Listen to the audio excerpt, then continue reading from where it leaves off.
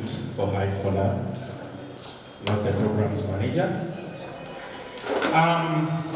It's a pleasure having you here at Hive Collab for the Founders Cafe. And yes, I'm so excited to have Barbara Tavazi, the co-founder of Hive Collab and the founder of Women in Technology Uganda. She's going to share her journey of setting up Uganda's premier co-working and tech incubation space. And she's also going to talk a little bit about Women in Technology Uganda, what she has gone through. You know, the journey of building something that is new is not easy. So it is through such gatherings that reminds us that this journey cannot be walked alone. So each of us here has a unique, each of us here basically has unique characters. You face different challenges, and basically you have different lessons that you've learned. Okay? So I request you and I encourage you to ask as many questions as possible. I request you to share, network, okay, and support one another. Barbara right now is coming from Kampala, but she has reached Igongo. So in like 20 minutes she will be here. Okay? So I request you to kindly be a little bit patient. She's coming. Okay? Kindly ask questions, as many questions as you can. And I basically hope that we are going to learn from the sharing. Some of us are going to pick new ideas, isn't it? If we have initiatives that are running, I believe some of us are going to find a way of how maybe we can maneuver. So let's be a little bit patient. Barbara is coming through to share her journey. Okay? So you are all welcome. Feel at home. For those of you who would want to use or to have access to the space, most especially the students, okay? I said you are free. For those of you who are coming from BSU, you come through, use the space the way you want. However, I personally don't go beyond 5. Simply because we've not started operating 24 hours. But in Kampala, okay, we operate 24 hours. But here, you can use the space right from Monday to Friday. Saturdays, that is our time, isn't it? And we usually have programs. We usually have programs that benefit students. We usually have programs that benefit innovators, okay? Those in the creative space. Okay? So, yeah, ladies and gentlemen, feel free, feel at home. I don't have much to say. Smaya? Smaya?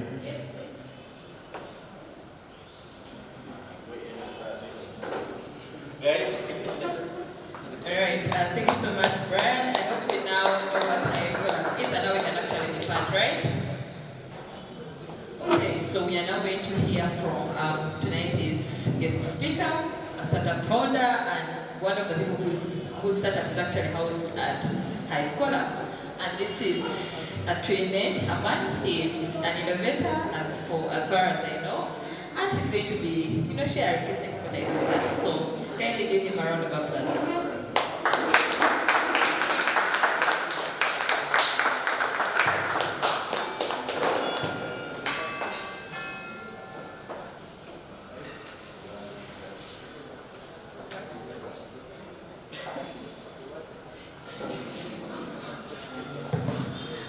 Good evening, everyone. My name is Hamad Atwine, and first of all, I would like to welcome all of us for making this event graceful. So today, I was kindly asked to share my journey, entrepreneurial journey, on how my journey started. So here I go. I would like to begin by saying I love tech. I'm a tech enthusiast. And so this is something that I grew up with, tech, learning tech, loving tech, trying to figure out how it works. And then a couple of years back, I was introduced to this whole aspect of the entrepreneurial side. This came after I had struggled to cope up with the other side, of employment. Having to answer to somebody that wake up in the morning, be there at 8, leave at 5. So in my mind, what came up was, what if there is an easier side? So that's when this whole group of entrepreneurship came to me. And I would like to say that I was wrong about this whole entrepreneurship side. Because at first I thought, since I don't have a boss to answer to, like 8, from 8 to 5, I make a mistake, they take my head off. So I thought it was something easy, like the entrepreneurship side, I'm the boss, I get to do what I want. But I've come to learn that that's not the case, especially right from the moment you have that idea that you want to cross over to that side. Now from my side, having gone through the other side, the employment side, and I'm thinking about the easier way out. I reached out to a friend of mine. Unfortunately, he's not yet here. He's called Mark Masco. And we thought, 2 hits are better than one, right? We can try to come up with something. This is something to get us money. And a few months down the road, with beating our heads, we came up with an idea of formulating this whole thing formally, and we had registering a company, but this was years back. And so he came up with the name Amex Innovations. At first, I have to say personally, I didn't buy the name. I mean, I figured we could do something better, but then later on it grew on me. So we started to ponder some ideas, get a few clients here and there, but informally, this was even before registration, years back. Then,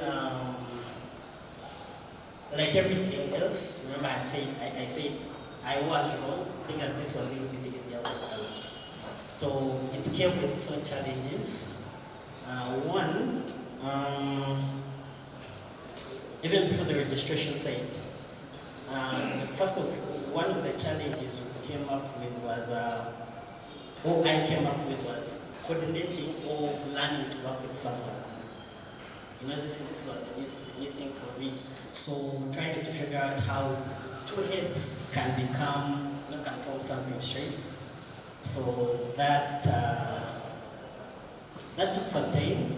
We could agree on some of these things. You agree on this, you disagree on this. Now the issue came up on learning to, for example, compromise or finding a common ground.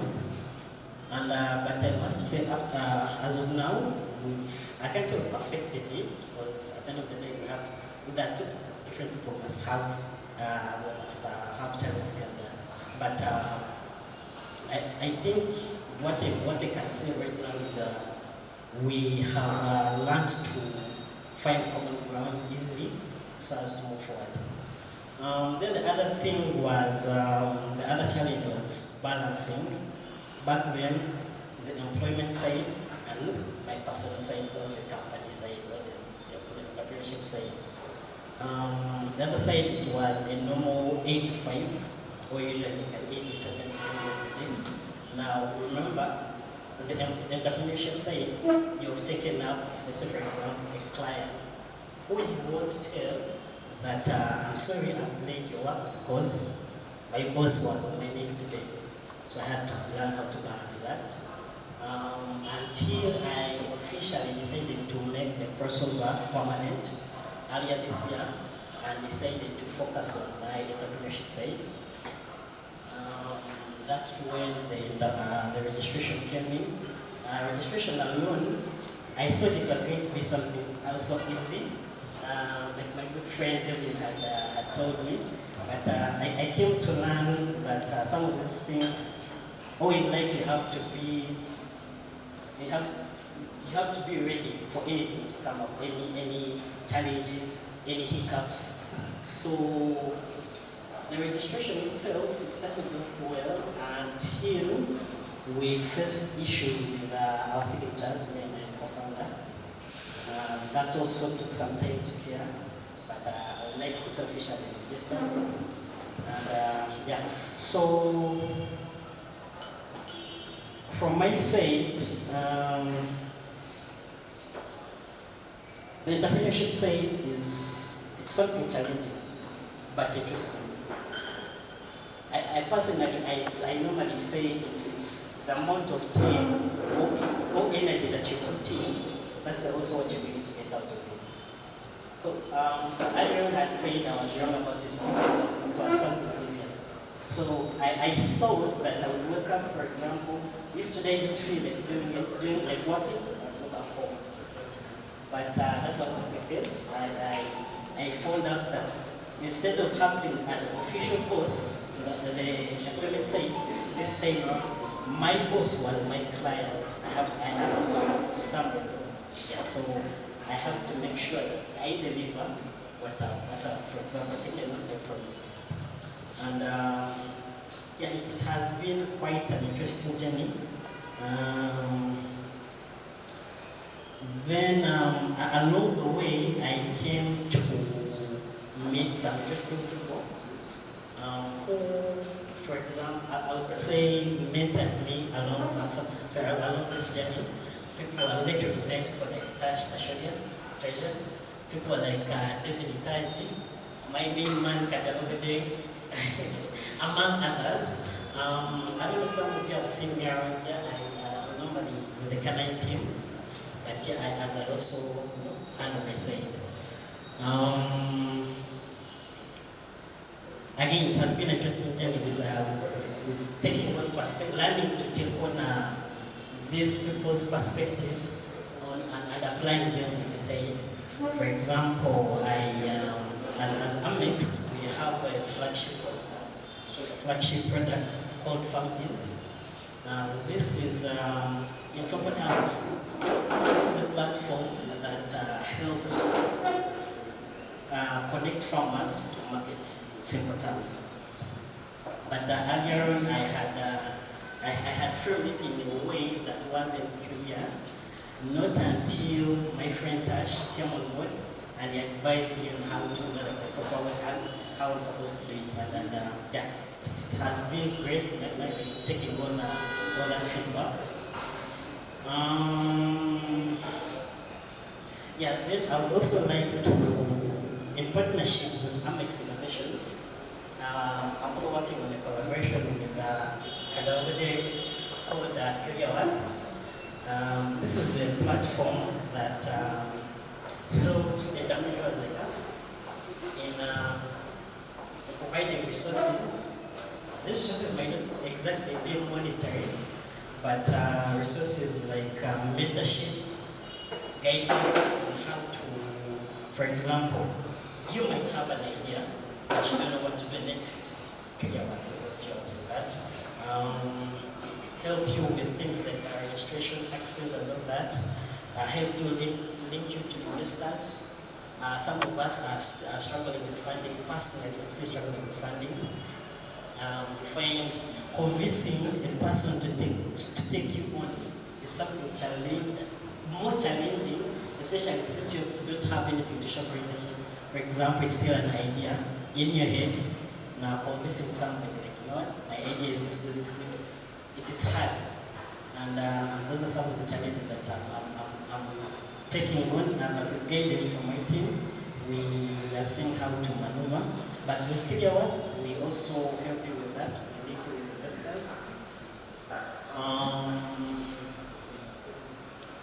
Yeah, I think to sum it all up, I think that's all from my side. I don't know in case anybody has any questions.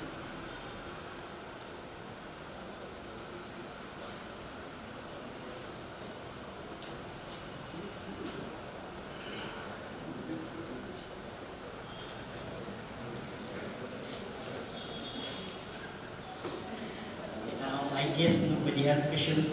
Miss Ma. Question. Oh, yes, please. Thank you very much, Samantha. That's welcome. So you talked about one of the services that you provide, which is helping people who have ideas to bring them to reality. Yes. So would you like to just give some more highlight on how you do that? I know I should be paying you for that. No. It's okay. So let's say I have an idea to be able to follow in your footsteps. For example, one of my ideas is maybe to have like Mbarara app. That's where whatever it is that you want, from going to central market to finding a border to, so it's still in my mind. How do you help me?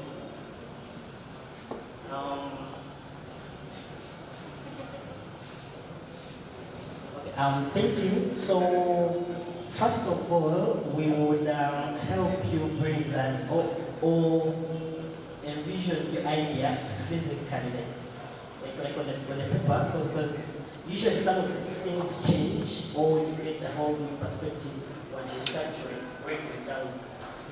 During this process, we break it down. We help you break it down. For example, who are you targeting? What is your idea made for? What are you trying to solve? Is it feasible, or is it something that people actually need? You may find in your head it's something very good. You're happy, and but you bring it to my ambassador here, and he says, I don't know what you think that. So we help you refine your ideas and that. And so when I process the market feasibility, the customer journey, is it viable? We help you, for example, in terms of how you're going to generate revenue from it, more money from it.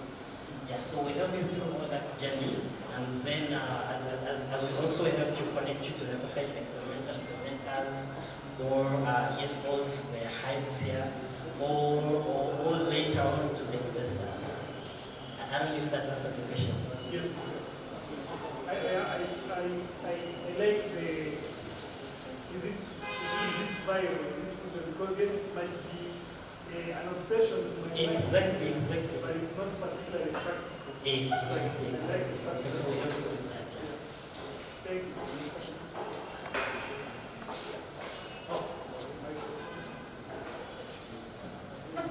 Thanks very much for a great presentation. What I need to know, you have experts who are good at what you are saying. That's what I want to know. Or you do it by yourself.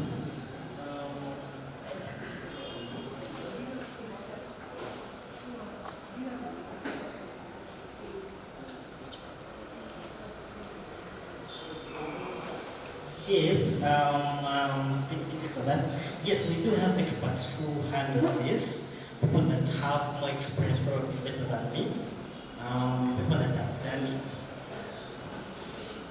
So yeah, these are the people that we help, or we link you to help you to visualize your problem, your idea, and see if it's okay.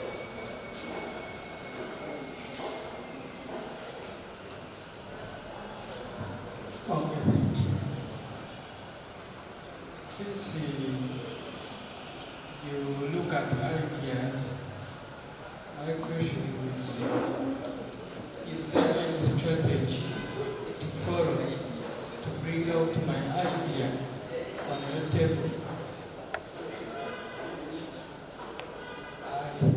say, is there any strategy that I pass through to bring out my idea on your table, or just it's raising an idea like the way we are here, or there is any classroom? Let me see if I get you correctly. You're asking if there is a way for you to connect or to interact with us. Am I correct? Yes, there is a way. Unfortunately, we didn't have any flyers at the moment. But yeah, there is a way where you can reach out to us, but it doesn't have to be anything fancy like a strategy. You can just come talk to us human to human. We understand your side also. So yes, then we take it from there. Thank you, sir.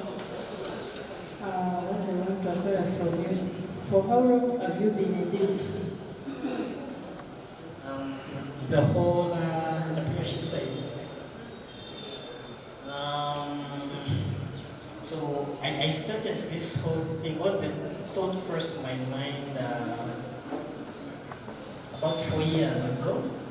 So back then, I've been doing it informally, like I'm saying, informally doing this, and but as I'm gaining more experience and all that. And until lately, when I concluded my registration, so right now, it's the formal side. Yeah. Okay. Any more questions?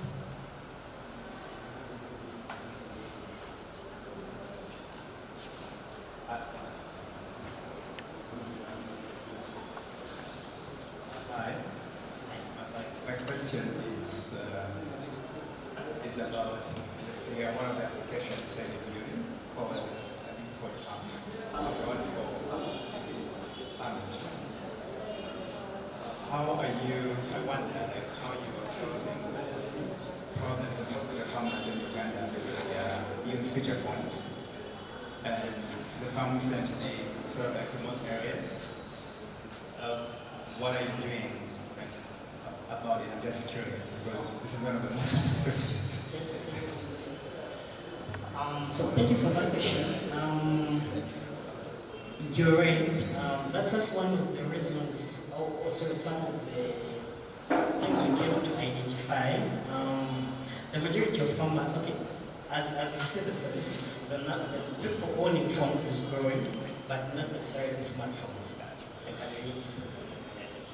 So we came to realize that what our computers right now are doing, they're emulating the community people that are doing smartphones. I've seen many apps, But what we do on our side, we integrate USSD codes to help the people with basic phones, in that should you be ready with your harvest, all you have to do is just text and start something, then you text. Then on our side, we know that farmer so and so is ready, then we come and pick your produce. We sell them, we give them money. Also, you Yes. So what happens is that the farmers access the app through a USSD structure? Because we're working on the same app for milk, other than milk. That one can't afford one.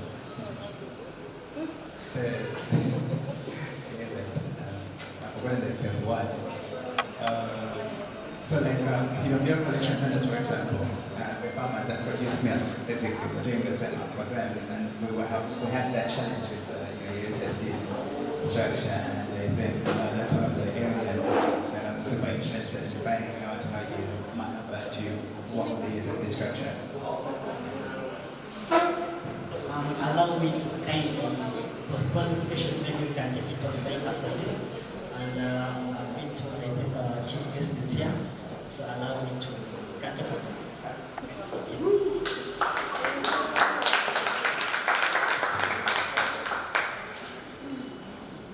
Can we give Haman another round of applause? I believe that we've all learned a thing or two from him, right?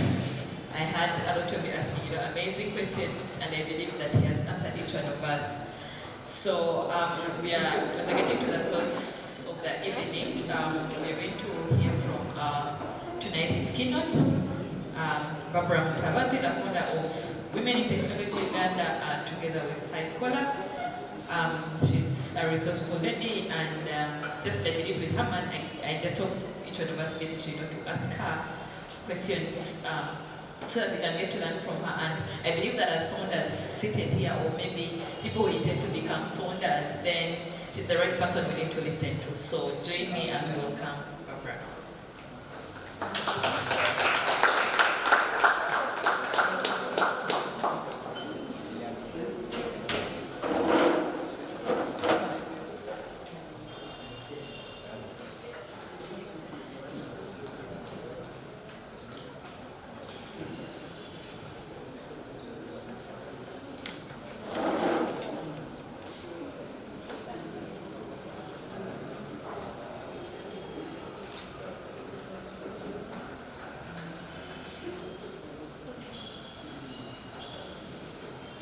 And by the way, we are actually live, so you can check Top Notch TV and share the link with whoever has not been able to make it here, so that they can, also get to hear from whatever that the experts here have to share with us. So I believe that Joseph has shared the link with each one of us, so you can just go to YouTube, Top Notch TV, and try to, to share with your colleagues.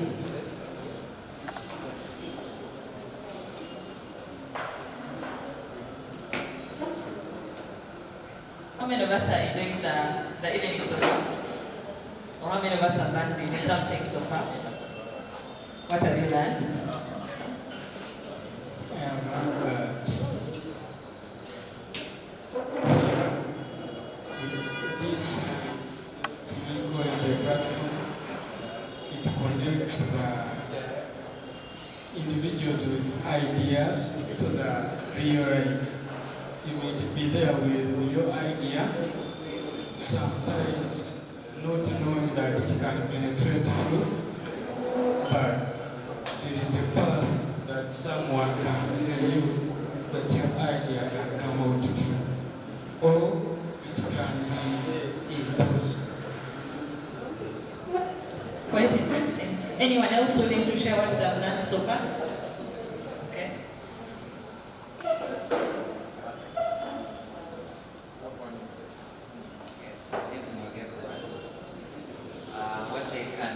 What I can say is it's not enough to dream or to have an idea, but with the right mentorship, you can transform your idea to a reality. Thank you. Right. Dreaming alone is not enough. Anyone else? Yes, please. Good evening once again. My name is Boy. I'm actually the one who is smart. I was really interested in knowing what is always happening here. What I've really learned is that most startups always have some challenges. When they start, they normally have some issues. Most of them fail on the way. So when we come here and present our challenges, we learn from each other. We connect, we collaborate, and we see how those challenges can be solved. Thank you. Right, quite an interesting one. Thank you for sharing with us, and you'll be able to get to hear from our keynote speaker tonight. You're welcome. Thank you so much. First of all, I'm so sorry I'm late. It's been a long story, but I'm glad I'm here.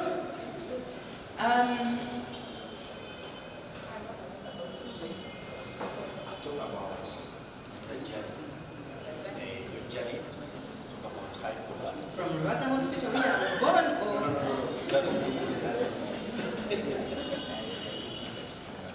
Thank you guys so much for having me. My name is Barbara Mtawazi. Barbara Birunji Mtawazi. There was a Birunji before Mtawazi came along.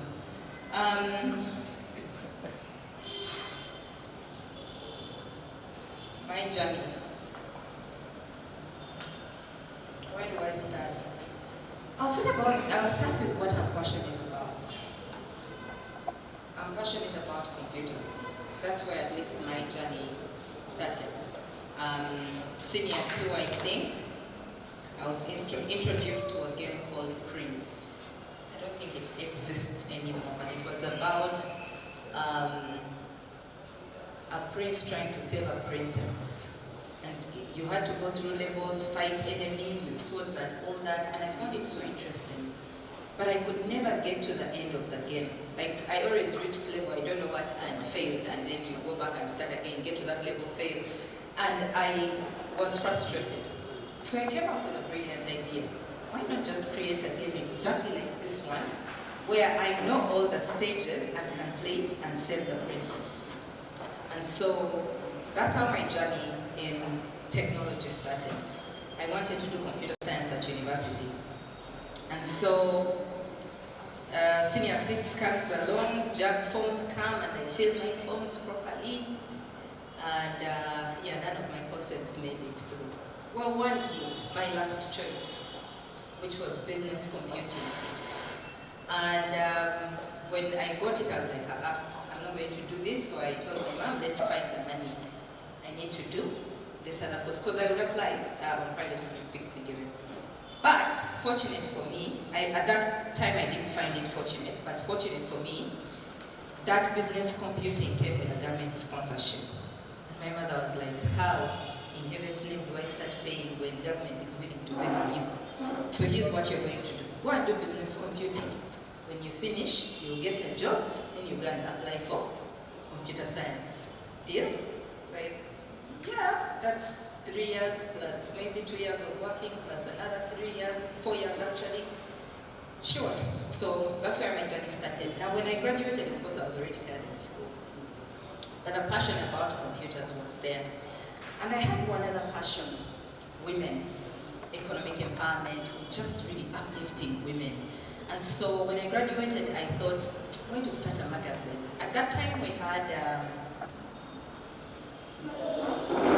I think it was called Full Woman by Sylvia Awori, and I used to buy a copy, 5K. I was jobless, by the way, at that time, but I used to buy a copy every month, and I would read it and be like, oh my goodness. So I started drawing how my magazine is going to be, what I'm going to talk about. I also love God. I'm very passionate about God. So I was like, okay, mine will have women of faith, then computers. So something around there. It had to have computers, it had to be about women, and it had to be about technology. So technology, women, and faith. And that's what I wanted to do with my life. I then created one, yeah? But the job wasn't really coming along. Because at that time when you're broke and you need something, the job just wasn't coming along. But I had one thing, skill, computer skills. So while I was doing business computing is in between technology and business, so they give you a bit of both. But remember, with my passion and wanting to build that game, at MOOCs, I was as if the only computer science student in my class. In my spare time, I was looking at how do I learn how to code. I was reaching out to my friends who had gone to Makerere, who were doing IT and computer science, finding out what are they learning, what can I learn with it. So by the time I graduated, I actually knew how to code.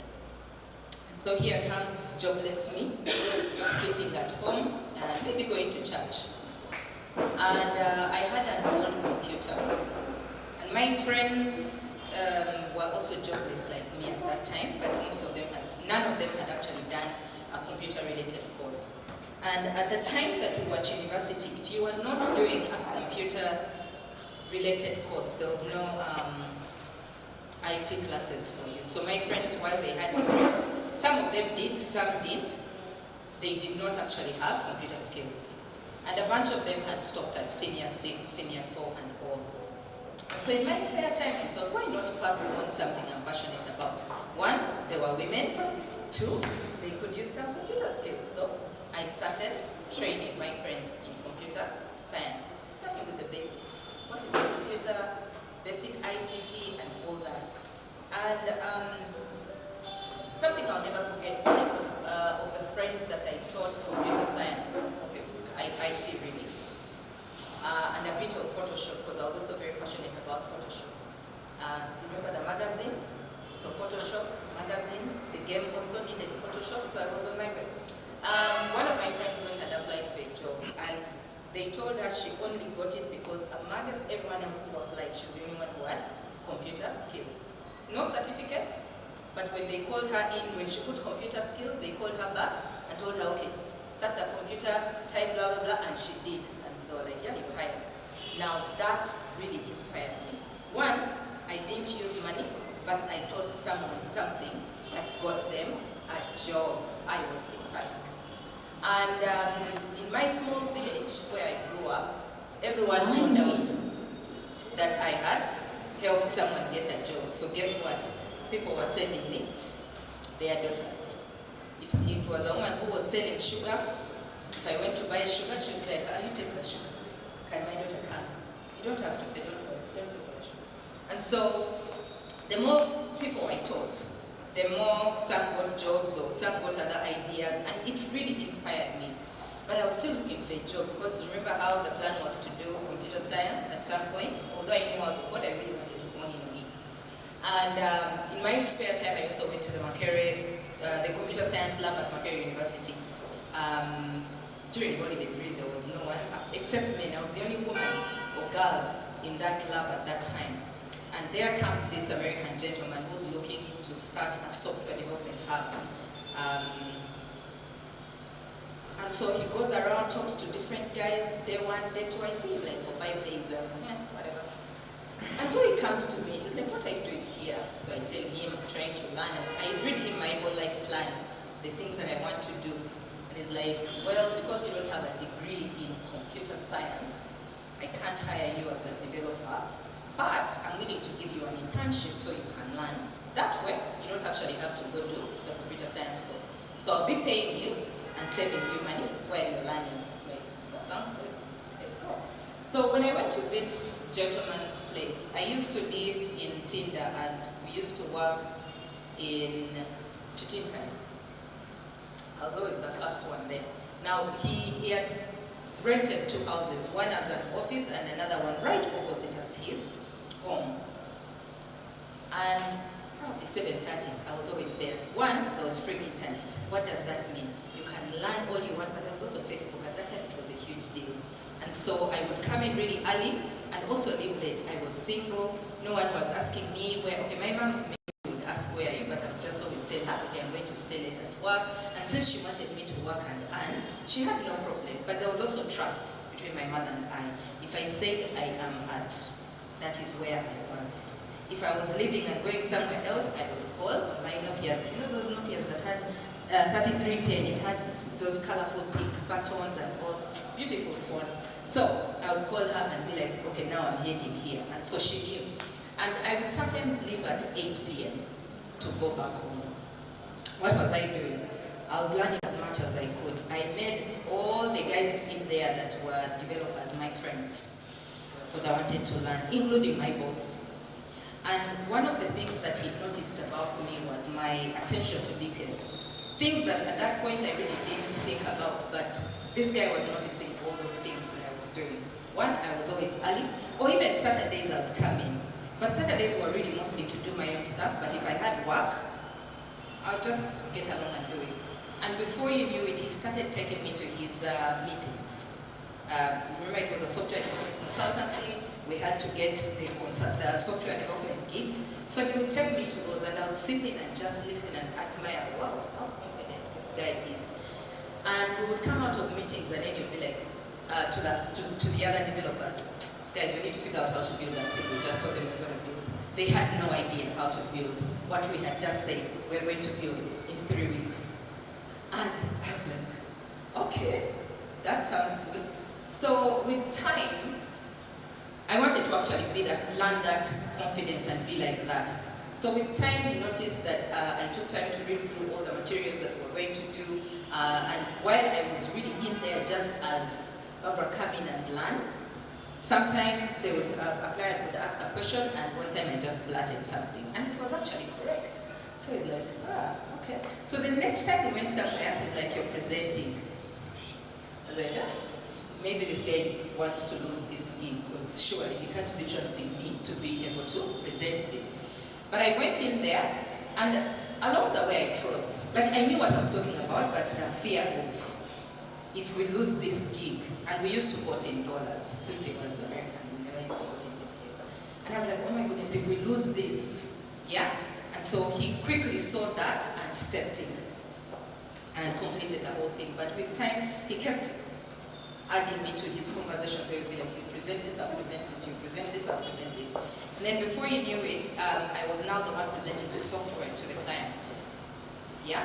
And what did that mean? I needed to know what the developers were actually building for me to go and sell it. And if they asked me a question, I needed to be able to answer.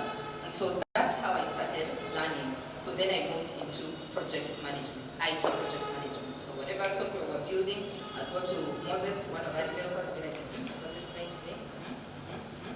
And I would write stuff down. I write a lot of stuff down. Write it down, go practice in the mirror until I sell it to myself, until I'm confident about it myself, and then go and talk to a client. And where I did not know the answer, I always just say, allow me to get back to you on that. And I had learned it from my boss that when he didn't have an answer immediately, he never said, I don't know, or I think, no, he just said, let me get back to you on that.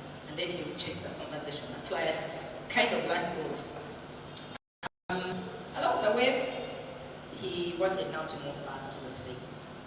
And we had all this furniture, we had all these computers, and he was thinking, okay, what do we do? I can help you find a job with my friends, blah, blah.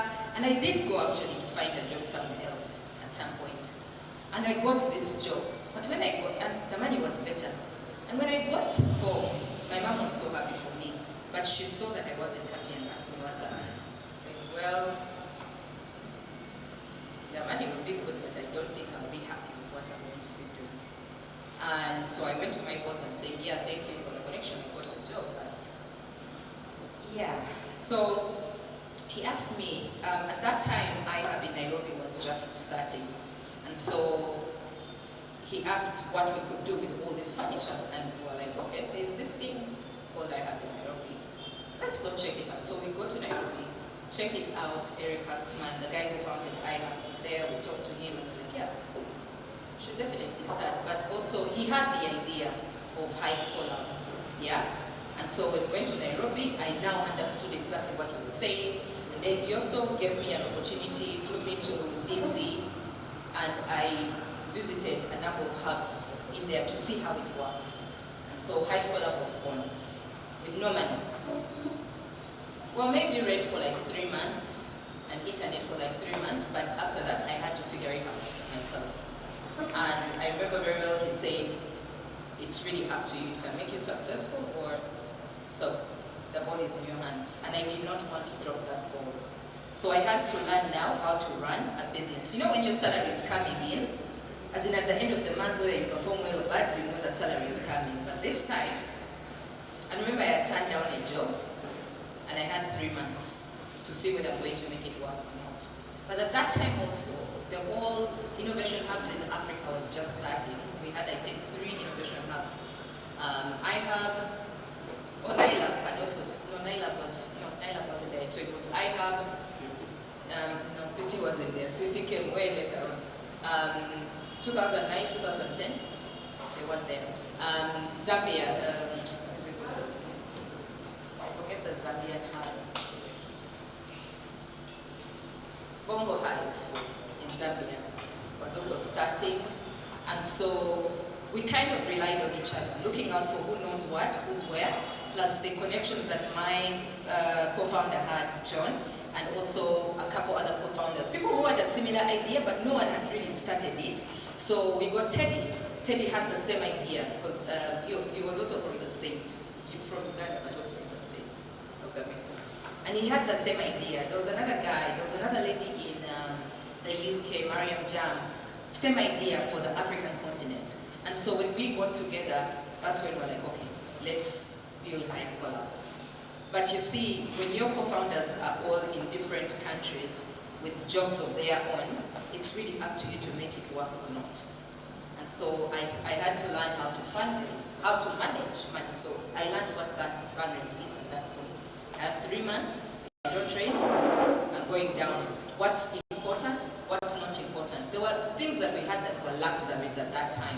that I could cut out. So I had to figure out very quickly what is an absolute must-have and what can wait. So you put all those expenses together, then okay, this at the end of the month, if you don't have it, you shut it down.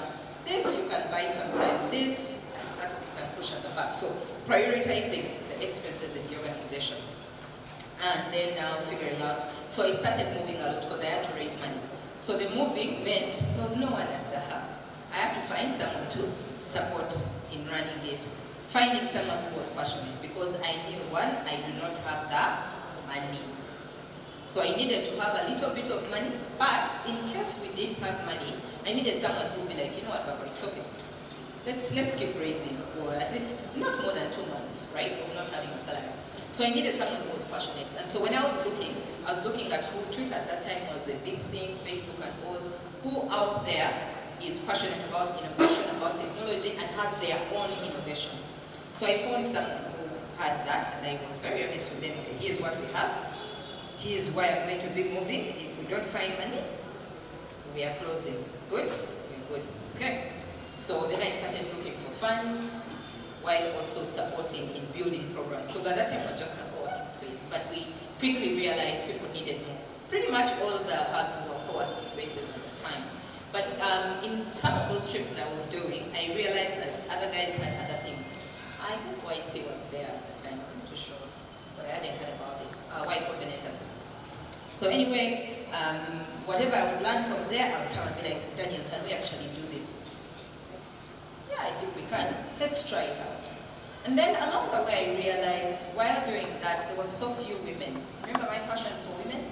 There were very few women. And even the ones who would come in would stay like a month and leave. And I was wondering why. So I started going to the ladies and asking them, especially you would write your name and your email when you join the hub and all, and asking what happened. And someone would be like, those men were loud, or when we were attending this accelerator or this boot camp or this hackathon, I had ideas but I couldn't share, I was shy. So I decided to experiment and do just a women's hackathon. No men, just women. It was the loudest room I'd ever been. I had done hackathons with men and women, and the women were always quiet. But this one, people were loud, people were bubbly, they were giving ideas, and I was like, oh, okay, we should do some separate women-only events, and then some men-only events, and then find out what do they need, what do they need for them to be able to succeed. And so that's what we started doing. And quickly realized when we were starting to get feedback, they needed more than coding, like being taught how to code or computer skills or entrepreneurship. So we quickly formed a program within Hive Collab that was catering to women, mostly Saturdays or even Sundays, where we would do life skills, confidence speaking. Someone would be like, I really want to do something, but I can't speak if there are men in the room. So like, you know what, let's first practice with ourselves. Once we become confident with ourselves, then we can take it out there. So that's what we did. But again, also we realized that the needs and the target groups were quite different. The people that were coming to the weekly events were quite different from the ones that were going to the Hive events. So we figured that it needs to be two organizations. And then now I needed to make a decision.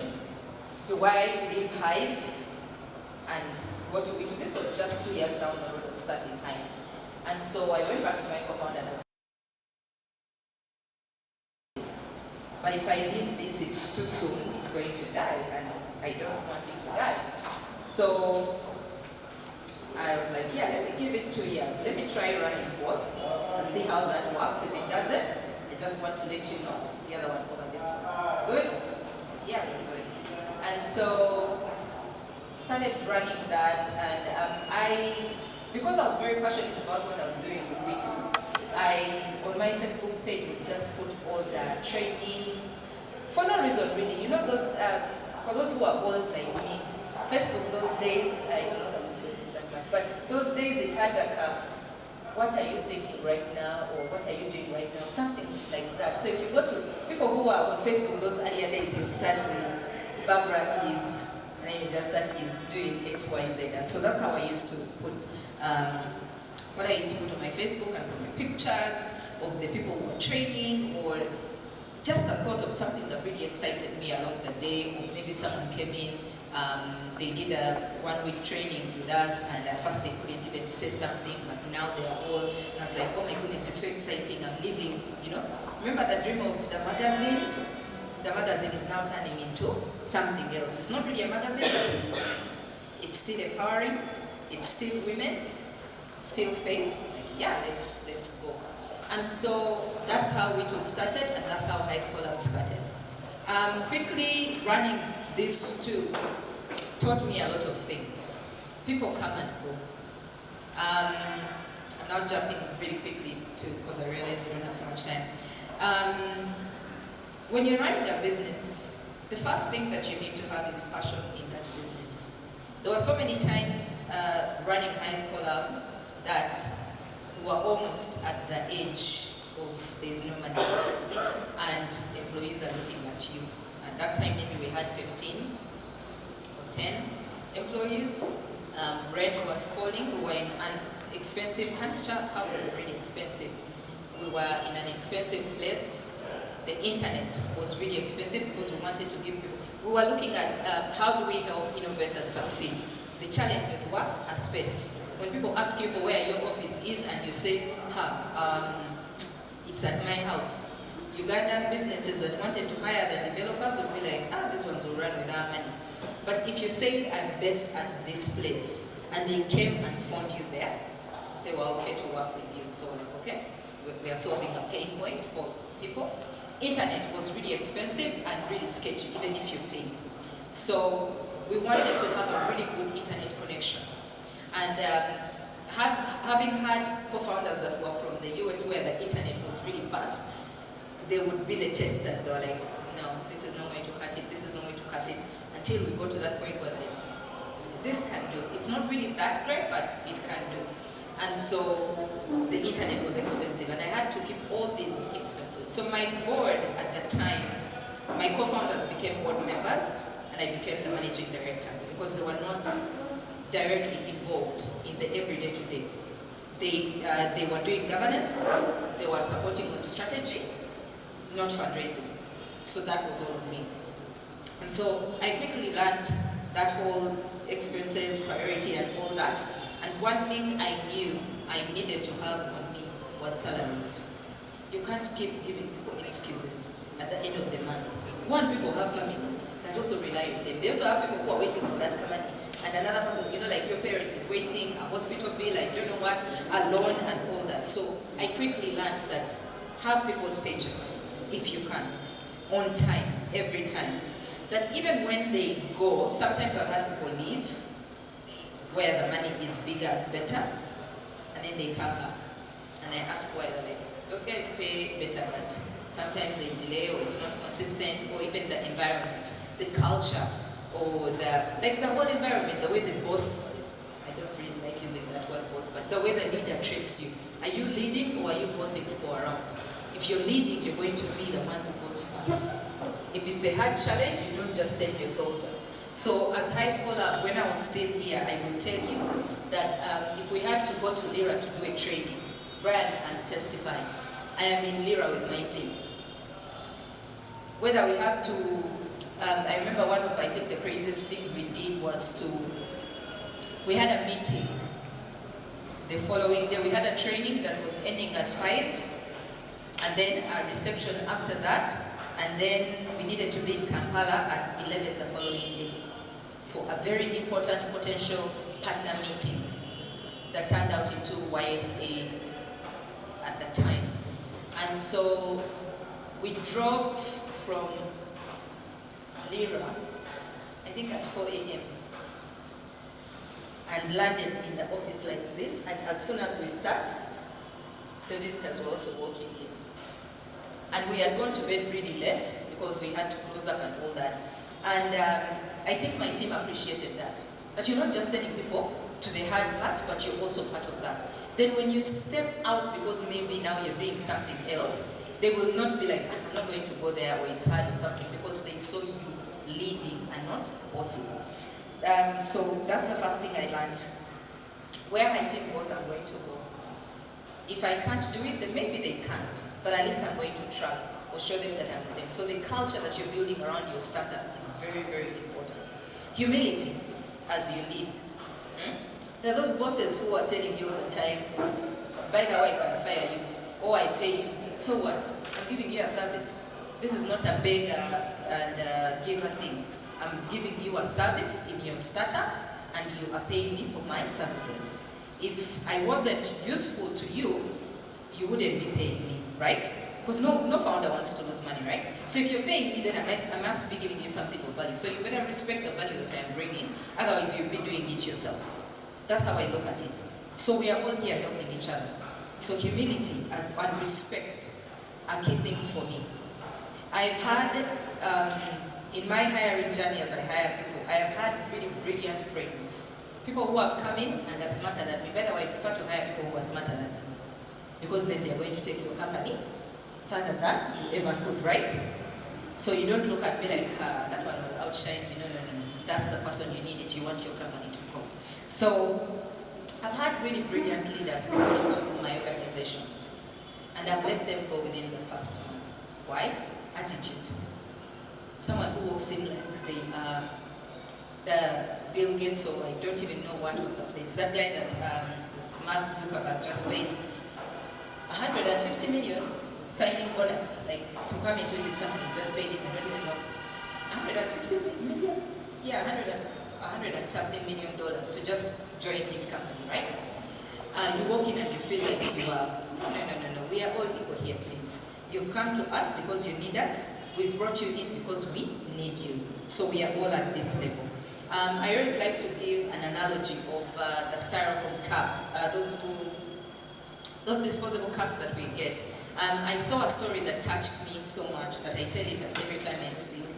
This guy, I think, was a defense secretary of something in the US, right? And he's invited to speak at an event.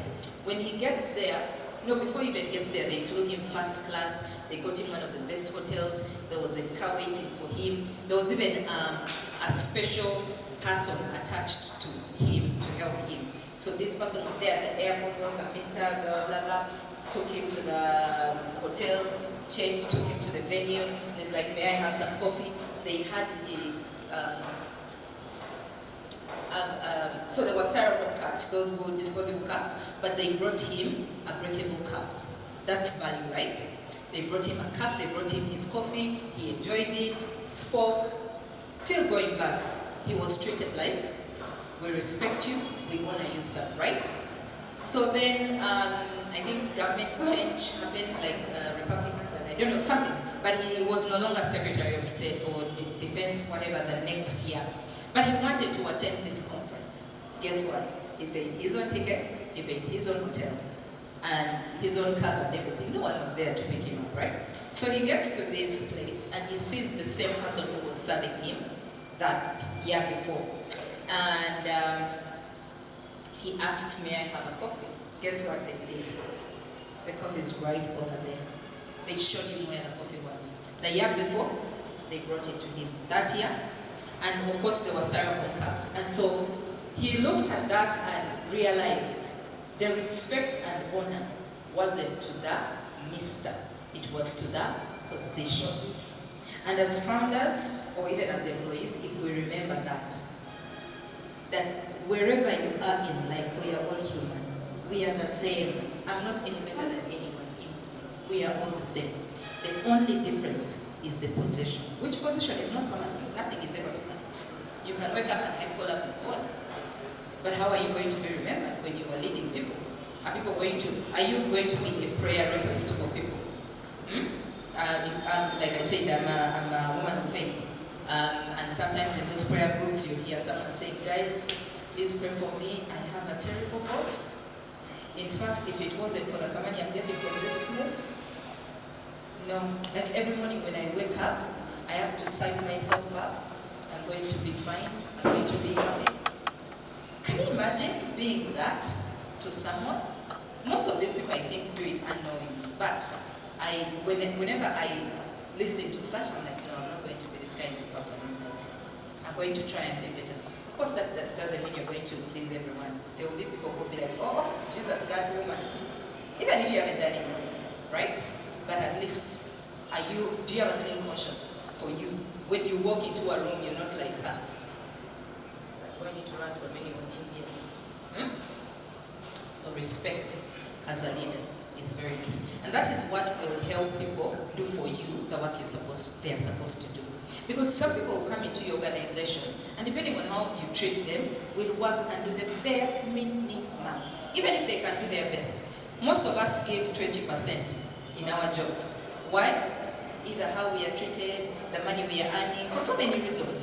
So if you can't pay people top-notch so that they give you top-notch, at least let everything else be somehow better. But also as an employer, you'll never give everyone everything. There will always be something people complain about. So it's good for you to find out how your people feel about working with you. You can do it through surveys, you can do it through just normal talks with people. Knowing your people. If you're a small organization, it doesn't hurt you to know that Barbara has a child called Krista who's 6 years and her birthday is on April 2nd. And just say, hey, today is Krista's birthday. Tell her I said happy birthday.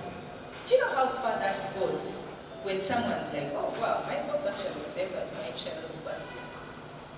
Relationships are the ones that are going to carry you, even relationships with employees. The third thing I've learned as a leader is as we raise capital, grants, whatever it is, relationships. As human beings, we function and operate on relationships. Your social capital is your net worth. Who you know is going to help make or break you. I started a fund a year ago, an investment fund for women. And I've been raising money for this fund. I've raised some money, which I'm really proud of, but I'm not yet at the goal that I want. And a couple of things that I've learned. Up until 2 years ago, my whole experience was in raising grants and bidding for projects. Yeah. Now I get into a world where I'm pitching to investors, and it's a whole different world. But a couple of things I've learned. The first one is who you know helps. Who are you speaking to as you build your business? Sometimes even just coming, not asking for money. Ask for advice, you get money. Ask for money, you get advice. I don't know whether you've heard about that. So telling someone, oh, I'm trying to build this, we're looking for X amount of money.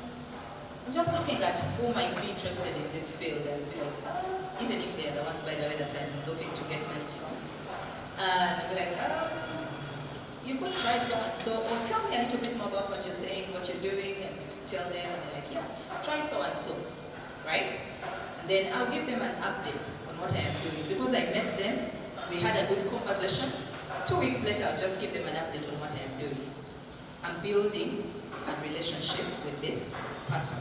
And chances are, if what I'm trying to sell to them is something they're trying to do with their money, they're going to say, okay, now I know this person, she's really passionate about what she's selling. She also doesn't give up because she has really been consistent in sending me these updates and all. Let me go just check her out. So what does your online profile look like? What are you posting online? I've seen people who think their Twitter account is their personal account and they just go and, or TikTok, and they just go and blood things there and they're like, Jesus Christ. So even if I want to invest in a particular person and I go on, because most times when you're building a startup, you really don't have much. It's an idea, your passion, that your investors are investing in. So what are they really investing in? Personality. They're investing in a Barbara, not Nsimbi impact that I am building.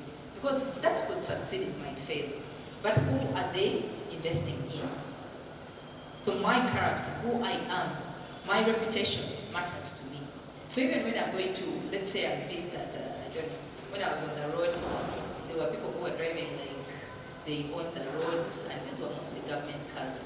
And of course you think, maybe I should take a picture of this car, go to Twitter and give them a piece of my mind. It could. I don't know what it would do anyway, but that's the first thought. You're so pissed and you want to go and do that. But then, how is it going to help me? How is it going to change me?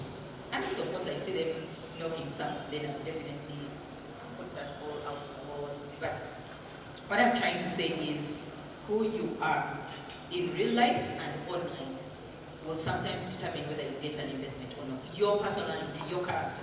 Have you borrowed money, even if it's 5K, from someone and not paid it back?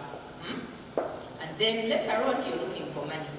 And guess who sits on the investment committee of this investor you're looking for money from? And they see your company, they're like, oh, I love it. Who's building it? Like, let me not choose myself on bad things. John. What's John's other name? In Mbarara? Huh. If it's the guy, I know. But I'm not sure. Let me just first investigate a little bit. Then they'll start looking and like, I have very little faith in this guy. Remember your idea, they all were like, it's brilliant, it's good. And then that personality, I promise you, I kid you not, they will not invest in you if your personality does not align with the values that they are looking for in a founder. So who you are, how you treat people. Don't fake it, but be a good person. Because that's going to help you along the way. And don't just, I'm looking for a better word, not the word that's coming in my mind. Don't just build relationships for the sake of getting money from people. Build genuine relationships with people. Sometimes they'll turn out into money. Sometimes they'll turn out into the best advice that you've ever had. Sometimes they'll just be friends. So I've gone into conferences, where you're invited and there'll be investors and there'll be all this, and you create your list. We always create lists. So before I go to a conference or an event, I'm going to see who's on the list. If they've shared the list, I'm going to see who's coming to this, and I'm going to Google them. I'm going to look for all information about their company, what do they fund, who are they interested in, so that by the time I'm speaking to John about my company, I'm not speaking and John, let's say they fund climate change, right? And you're building a health startup. And you're blurting about your health startup. And the guy is like, clearly doesn't know what we do, didn't bother to read about us, and serious. But they'll listen to you. And then be like, yeah, I think it was really good speaking with you. Yeah, let's keep in touch.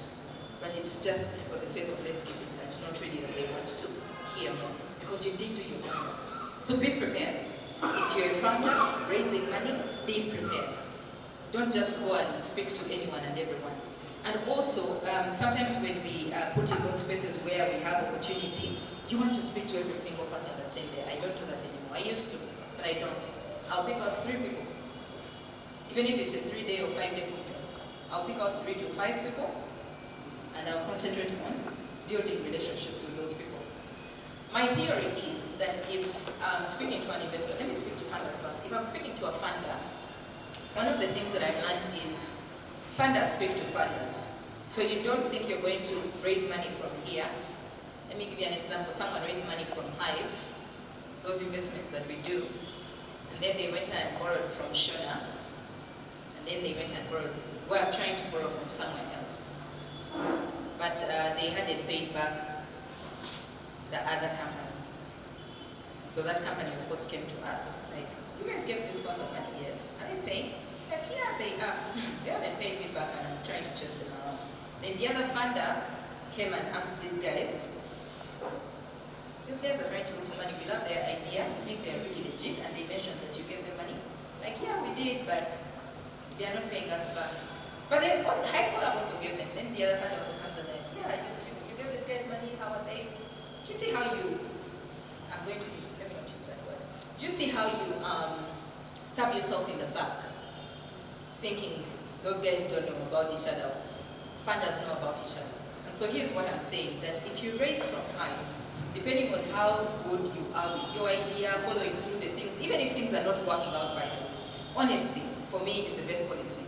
Even if things are not working out, and let's say you see that, okay, I'm not going to be able to repay this installment that I have said, sales haven't gone really good this month, give me another 3 weeks. But I'm also trying to raise. If another investor comes to me and says, we are looking for people to invest in, people who are doing X, Y, Z, and of course as they're speaking, I'm like, oh, this company comes to mind, and then my mind will go back down to, of course I don't want to recommend to a funder or an investor a company that is going to be bad, and then they'll be like, how did we get to know these guys anyway? They're like, oh, Hive Colab recommended them. The next time you recommend, they'll be like, those guys don't have a really good judgment of character. So even me, before I recommend you, I'm going to ask myself whether I want to put my reputation on the risk, on the line for you, right? And so, very important. Build something that you're passionate about. A lot of us in the tech industry build things we are passionate about, things we like, things we think are cool. And then you take it to the market, and there are three scenarios that I see. Sometimes your idea is way ahead in the future. Yeah? I was reading a book on my way to Uganda. It's called Build. And this guy built the first, I don't even know what the device is called, but the company was called General Magic. And they built what is the iPhone today. But at that point when they built that thing, it had a fax, it had text, it had emojis, it had so many things that what the iPhone does. But at that time, it was way too early for people to even see and need. People had pages, people had I don't know what, and so this guy said, it's not that the idea or the innovation wasn't great. It was just too early, and it wasn't solving a problem at the time. Years later, when the internet came, and people were now beginning to see the value, that device would have made it. But guess what? It was bulky and all that, and Apple at the time, actually the same guy, he was the same guy who still believed in the idea. So Apple at the time wanted to create something. You know, he went and sold the idea to them of this gadget, this, and they told him, yeah, you can join us. But they also had other ideas, so they built out the iPod. If you remember the first iPod. They built out the iPod, his idea plus theirs minus a bunch of those other things that they had put on the original device. But when you look at the two, the idea was from the other one. However, at that time it was too early. So are you building something that, for the market that you're building for, you could be building something that will be bought in the US, but in Uganda, it's going to be useless. So do you have a pain point that you're solving for customers? And how many customers? Because you could have talked to your village mates or your friends, and there's a problem there and you solve, but guess what? There are only 6 people or 100 people who will ever buy your solution. Does that work? Unless you're trying to build a business that you're going to close after you've sold 100 pieces, or if it's a device or a product. Build something that's scalable. Yeah? But at the start of the day, it should be something you're passionate about, because entrepreneurship is hard. I'm not going to lie to you. There were days I wanted to quit and find a job. Either someone woke up and just quit, who was very crucial, in the middle of a project that needed to be delivered, and so I was just like, yeah, I'm out. Those first days, I would cry, I would panic, I would, oh my goodness. But of course, the first cut is the deepest. By the time the 5th person said they're leaving, I just be like, say, because I had learned that don't give a project or something to one person and chill. Have as many people in your team as possible that can deliver the same work. That if someone, maybe sometimes they don't leave, maybe sometimes they fall sick, genuinely, but you need to deliver on a project. What happens? But also build your network. That when I was still leading software engineering projects as a project manager, and we had one of the things that Hive Colab, that I did with Hive Colab even after the software consultancy closed, was to continue with getting consultancies from the US and do them in Uganda. And so I had instances where a developer would tell us 3 weeks, and then I'll go to the client and be like 4 weeks. And then 2 weeks down the road, this guy has no idea how to build this, and the client is waiting for the first demo. What do you do? So I quickly learned that I need to build my network with developers. And then I knew, okay, this person is good, this is how far they can go. This one, if it's under pressure, don't bother. If it's a long-term project, yes, they'll do. This one takes on like 1,000, so I kind of had to study different people. And knew that for this project, so-and-so is my first choice, second, third, up to fourth. So I knew if someone wakes up and they quit, someone else is already there. And I would sometimes even go ahead and say, hey John, this is a project, blah, blah, blah, blah. Hey Jerry, we have a project, da, da, da, da, da. But I'm going to give it so and so because he's available or whatever it is. However, in case of anything, let me know if I can reach out to you. And I'm like, yeah, sure. And so I always had backup. Because you're not going to tell a client the developer left. They will not understand. They also have a business to run. So make sure your network that's of value to your business is tight. So your investors, and once you get an investor, figure out quickly how long that money is going to take you. You've seen companies raise money and then within 3 months they are down. That's because they did not figure out exactly how they are going to run. Sometimes scaling too quickly, growing too quickly can spoil your business. Because you've never had $1 million in your business, now you feel like, well, let's move to Kanyocha Street. Let's buy, I don't know what, let's do this. And before you know it, the money is not enough. And you need to shut down. So don't scale too quickly, but also utilize that money in a way for as long as it can take you, and also help you go as far as it can in terms of building your business, but keep raising. Know when you need to raise the next bit, and don't wait until the 15,000 you got from Hive Collab has 2,000 left before you start raising.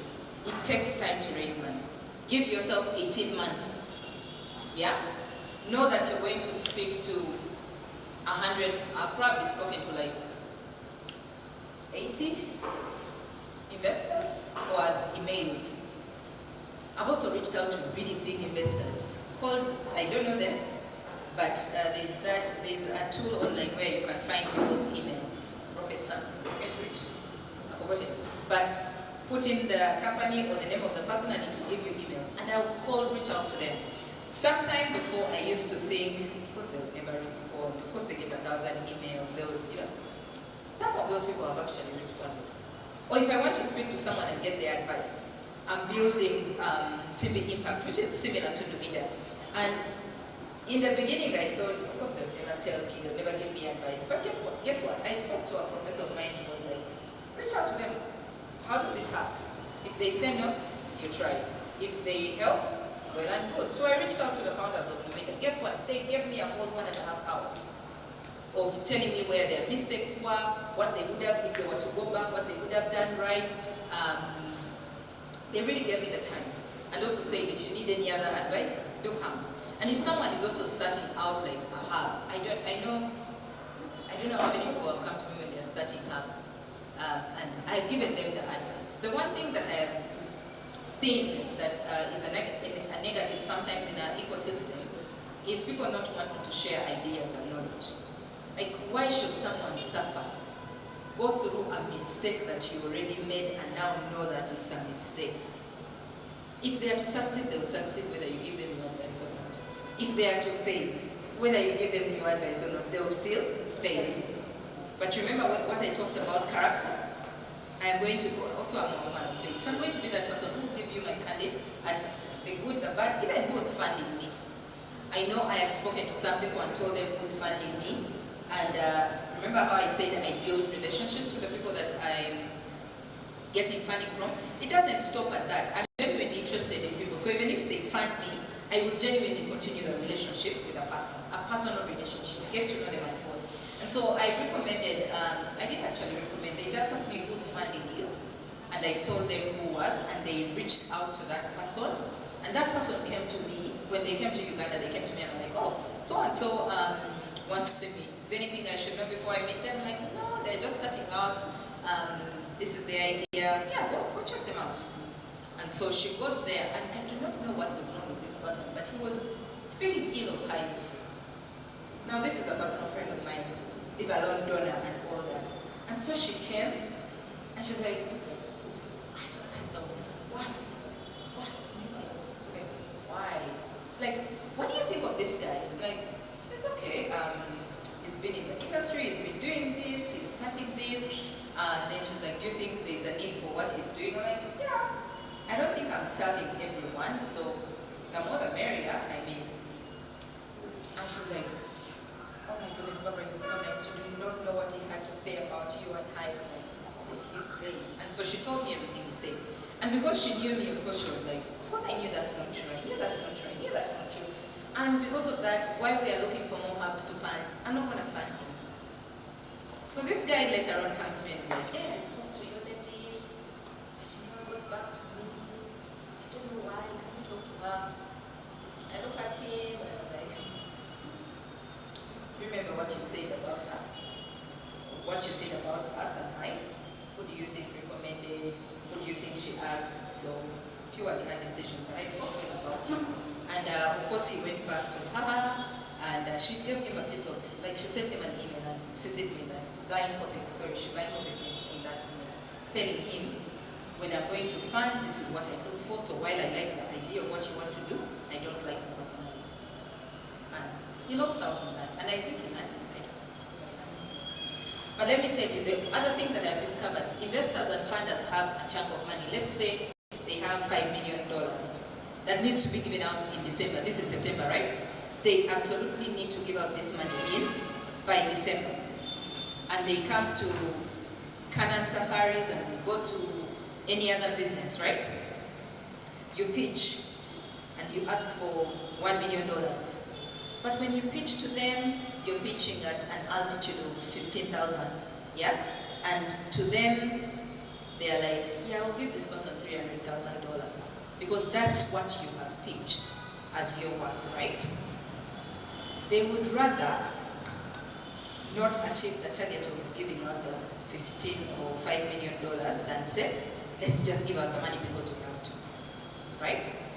Now, taking that principle, when someone is funding you, just because they have a whole lot of other money in their pile, doesn't mean that if they don't find other startups to fund, that they're going to give it to you. So what would be the problem with you recommending someone in the ecosystem who is doing something amazing and you think that those guys would be a good fit? What goes around comes around. I don't believe in karma, but I believe God repays us for righteousness, because none of us for being good people. Like nature smiles back at you. That's my belief. So let people share those ideas, share the find out all that. I'm going to stop here because if I talk, I'm going to talk for a whole night. There's still a lot, but allow me for some questions or yeah. Round of applause to.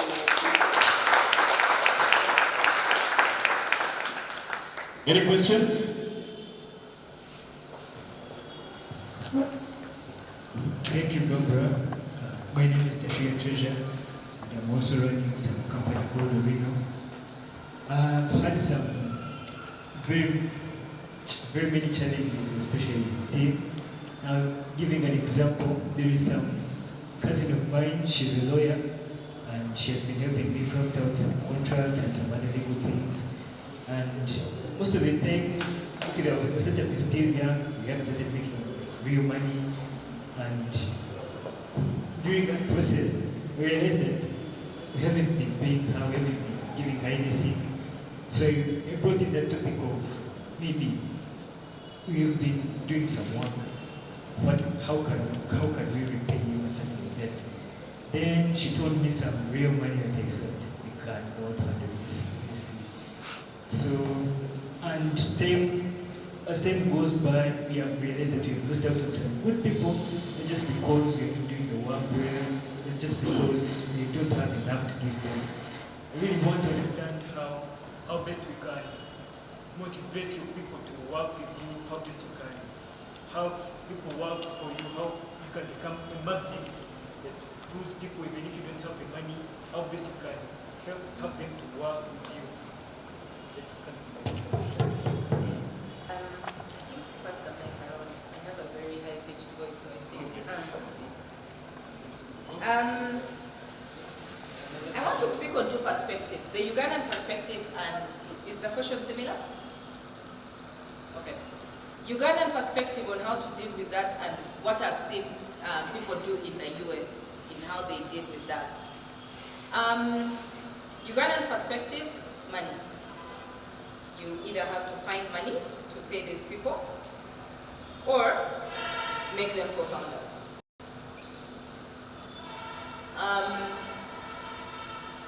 I would only make someone a co-founder in the early stages of my business or a shareholder.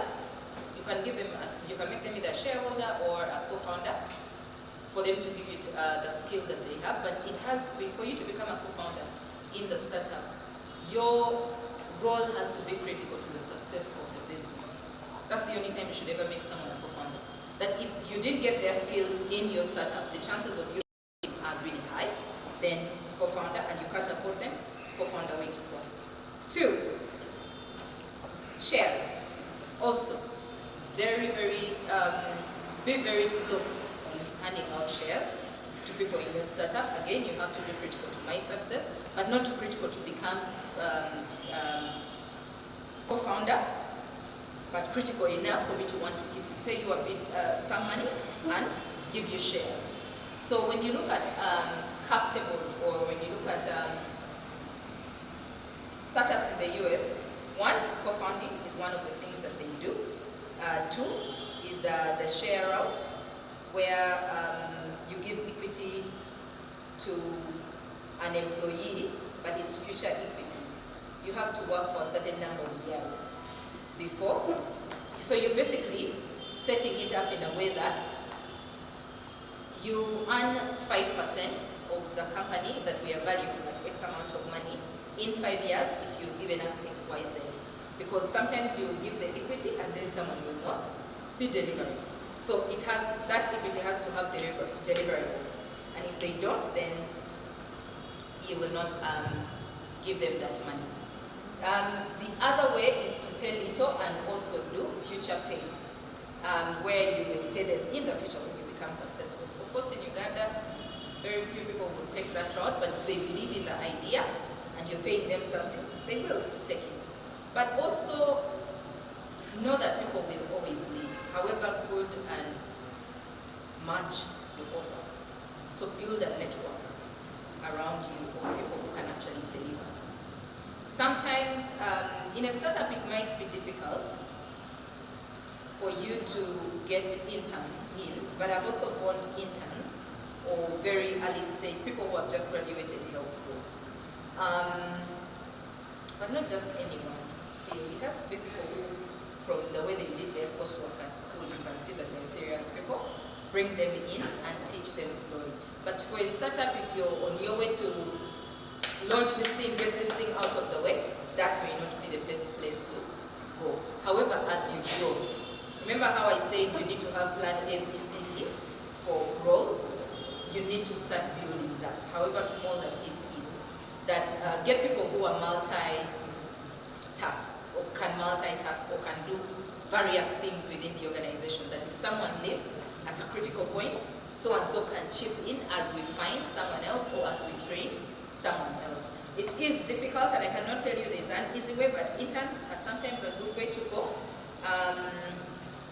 Equity, but very slow on that, and also just finding money to pay people, or future, promising to pay them in the future.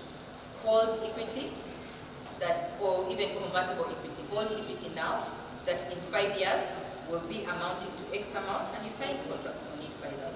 Not just saying, but as we understand each other. Also, please don't hire your friends in your startup.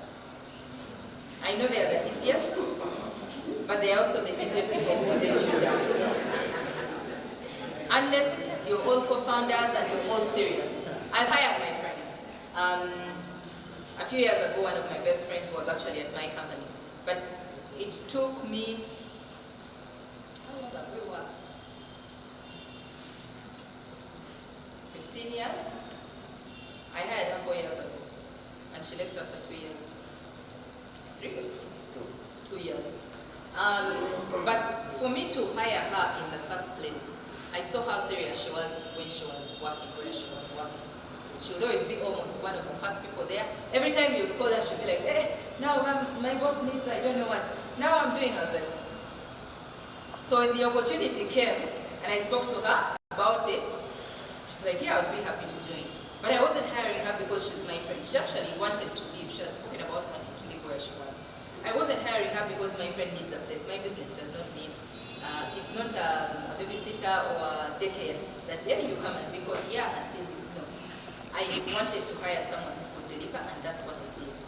and that even if someone else were to look through the pile, she would still qualify. That's what I mean. So only hire your friends if they are really capable and are serious, not because they are your friends. Otherwise, the friendship is going to die, and your business will also probably die. Any other questions?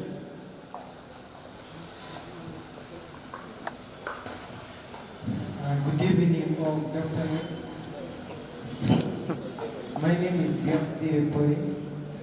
I wanted to know what is the basic aid of the startup, source for funds, and another thing,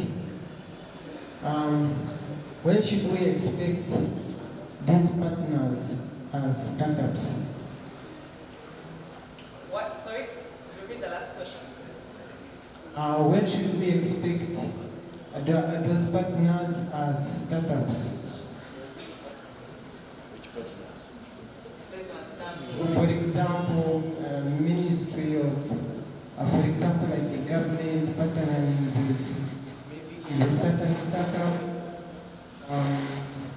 all those other partners. Okay. So, what should be the right strategies we should use to win those partners? I'm a teacher, but I don't have pen. So let me answer you in a way. So,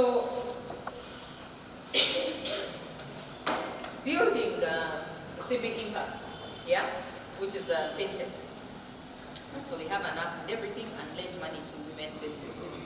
One of the things that I needed to figure out was where the funding I was going to get was going to come from. Am I going to raise from VCs? These are purely commercial guys who are, I give you money, I want that money and 15% back within X number of years. Don't tell me about how the woman back now that she gave money is doing I don't know what, and she's now able to take her children to school and the impact and no. So there's that type of investor. Then there's an impact investor who wants impact and their money back. So their terms are usually better. It's usually patient capital, and by that I mean they'll give you 5 to 7 years or 10 years to pay back. Their interest is going to be 3 to 5 to 7%, and they will also handhold the work with you if they want to, but at least their capital will be patient. You have to pay back, but it will be patient. Sometimes also impact investors will give you the money or repayable grants. There's also repayable. The third one is repayable grants, where they don't want any interest. You can tell them I'll pay back this money in 5 years, and that's all they want. They give you $100,000, that's all they want back. So there's also that type. Then there's debt, now those three, there's also just pure grants. We give you money, we don't want it back, just go and do good for the world. So those are the 4 types that I was looking at when I was thinking about my own startup. Then I had to think about VCs, commercial guys who are looking for returns. Based on what I want to build, will I be able to give them back this money? Maybe not, because one, I don't want to put the strain. Me as a startup, as a fintech, I want to be able to get money from investors, pay back those investors plus their interest. I need to also sustain the business that I'm building so that it can grow. So I'm going to also add my own interest. Then there are going to be operational costs, yeah, to that interest, or for me to be able to acquire the person, have them pay back the money and all that, hire people. So all those are costs that you're going to pass on to the customer. Now if I get 15% for the investor, then maybe I also do my 2%, then I do maybe a 3%, that's already 20% that I'm not different from anyone else who's lending, right? And I don't want to be that. So I quickly figured, okay, these guys will give me the money back, they're not the right fit for me, so I don't bother with VCs. All right, moving on to the next one. Impact investors, it's patient capital. Their rates are not so high. I'm not giving charity to the women that I'm investing in. I'm giving them money and I want it back at smaller interest rates. So if they want a 5% and I add my 2% and I add this 3%, this would be the interest based on the industry. Would that still be a good interest rate for me to charge? Would I still be able to give the impact that I want to the women? Yes. Okay, this one's I'll focus on. And then I had to also figure out grants. What do people who give grants look for? They look for impact, they look for non-profits, they look for this. I'm registered as both a non-profit and as a for-profit, so I would be a good fit for them. And I would want their money because then it helps me, because what I'm giving out is very risky money. They give me a cushion, they're like my risk guarantors. So yeah, definitely, I'll take that money. Then the third was to figure out debt or equity. Do I want to give part of my company to investors so that they make some decisions? At some point they'll come and be like, yeah, this percentage is too low. As investors, we want you to up it. And if you're not putting it up, either we want our money back to get out, or they will influence all the other investors that you've brought in and they're like, yeah, we are kicking you out, Baba. I don't want that to happen. So I figured, no, let's go slow on equity right now as we are building this. Debt sounds good, risky, puts you on much bigger pressure than equity, but I'm okay with that. I stay in control of what I'm building. If I don't like, I can easily say, here's your money, out. So yeah, debt, yes. Grant, yes. And so, answering your question, where do you get the money? That's the first thing you figure out. Who do I want to raise from? Then, second thing I did was to find out the people who are doing this type of business, because what I'm doing is not really inventing something. I'm building on, I've added something that no one else has, but I'm not building something totally new. So those who are existing, who's funding them? Some of them, if you visit these websites, they'll put who has given them money, or if you go to their LinkedIn profiles and you go through the posts, you'll find that, hey, excited, so-and-so has invested $1 million in us, blah, blah, all that, right? And so, I'm going to see, okay, if they invested in them, probably they could invest in me. But their strategy could have changed. They could have been investing in climate technology, now they're in health. Are they still in climate before I even reach out? Just because they funded a health startup or a climate change doesn't mean that's still their strategy. So figuring all that information out. Two, it is hard to raise. You're not going to get 10 investors, and if they all say no, you're like, close shop. No one is going to invest. Like I said, I've written over 80 emails, and I've not even scratched the surface. My bet, before I raise the amount of money that I want to raise, which is $10 million, all of it, I'm probably going to write like 300 emails or reach out to 300 people, while also having conversations with people in my network. And then remember how I said when I'm raising money, I'm not just trying to build relationships, because sometimes those people will give you really good advice. So I've spoken to people who I know probably won't give me any money, but they have the experience. I don't have experience in fintechs at all. While I've been around innovation and all that, I have a very good sense. I've never built a fintech before. So I need that information. I need that advice. I need to know where to go right and where not to go wrong. And so I've reached out to people who put financial, gender finance expert. And I've just reached out to them and said, can I have a 30-minute virtual coffee with you? I'm trying to build this, and based on your profile, I'd just love to get your advice on what I'm building. They don't give money, right? And so I've had this conversation, I've pitched my idea, I've told them about what I'm doing and all that, and they're like, you know, did you know that so-and-so funds things like this? Have you reached out to them? I'm like, no, I haven't. I'm like, yeah, you should reach out. Matter of fact, I think I know someone who works there. Like, oh, would you mind doing an introduction for me? Right?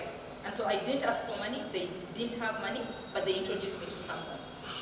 Another one I went to, I pitched, and they're like, yeah, sorry, you're too small, the money you're looking for is too little for us, we usually start at $20 million, blah, blah, blah, and now I couldn't come back and say, okay, I'm looking for 20, because I'm not looking for 20 million, I'm looking for 10.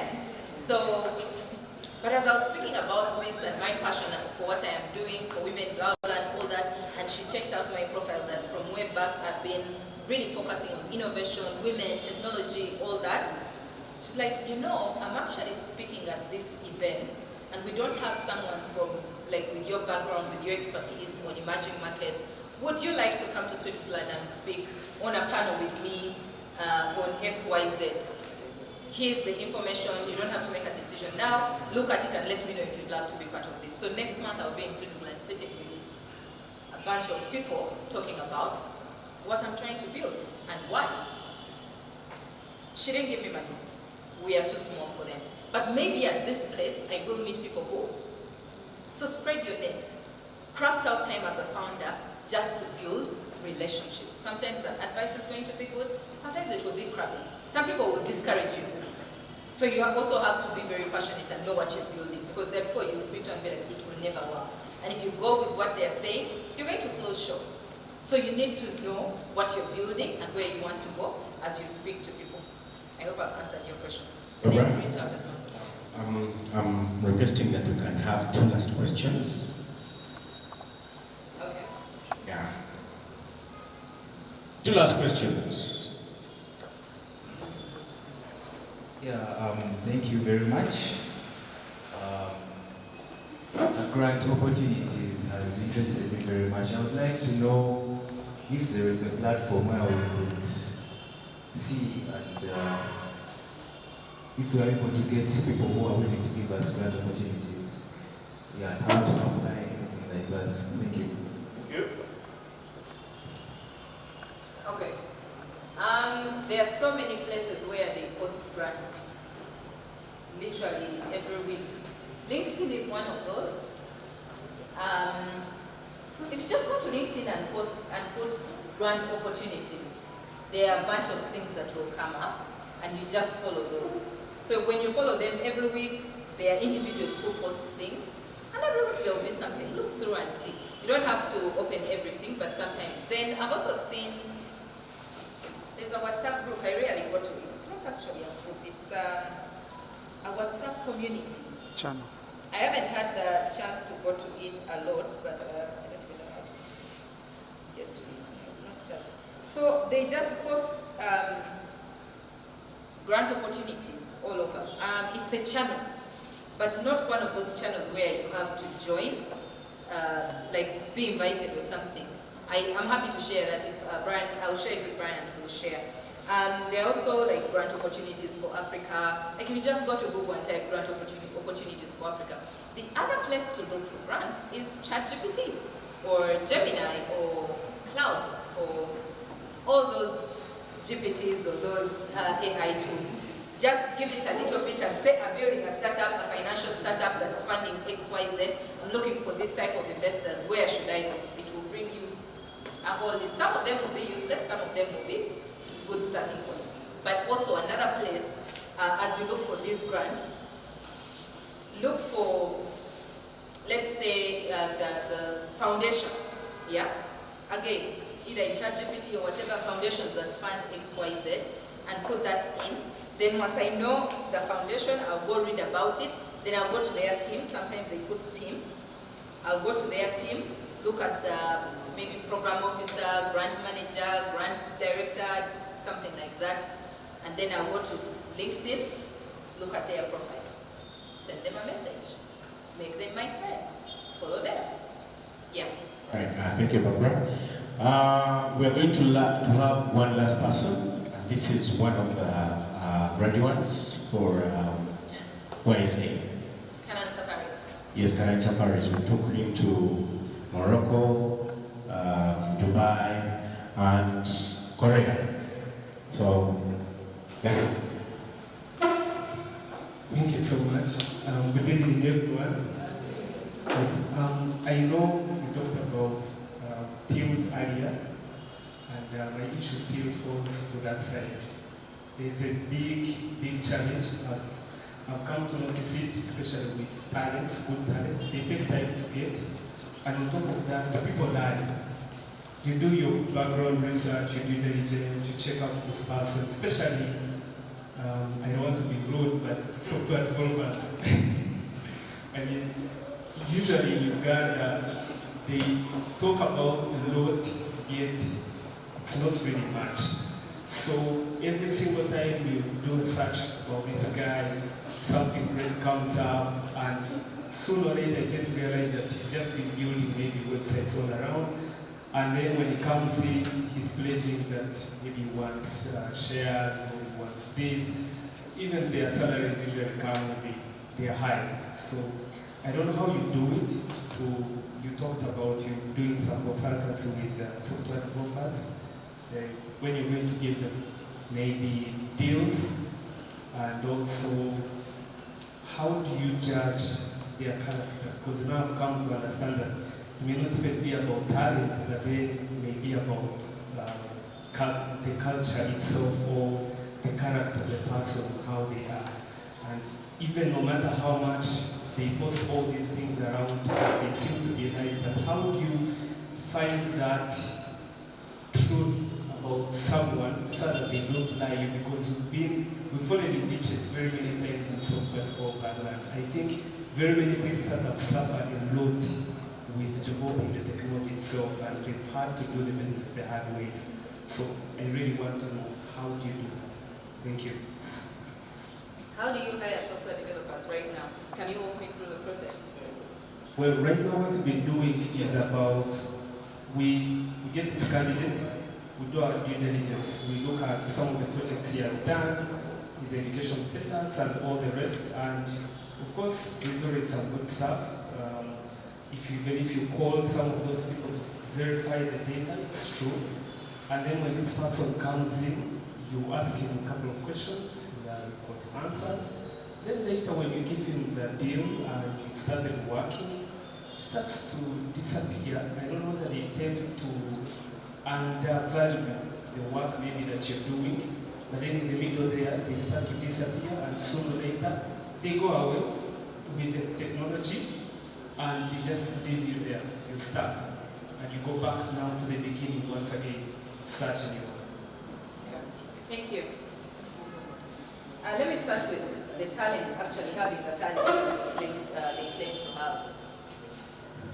Yeah, it's not easy, but one of the things that I've seen works is giving them actual tests.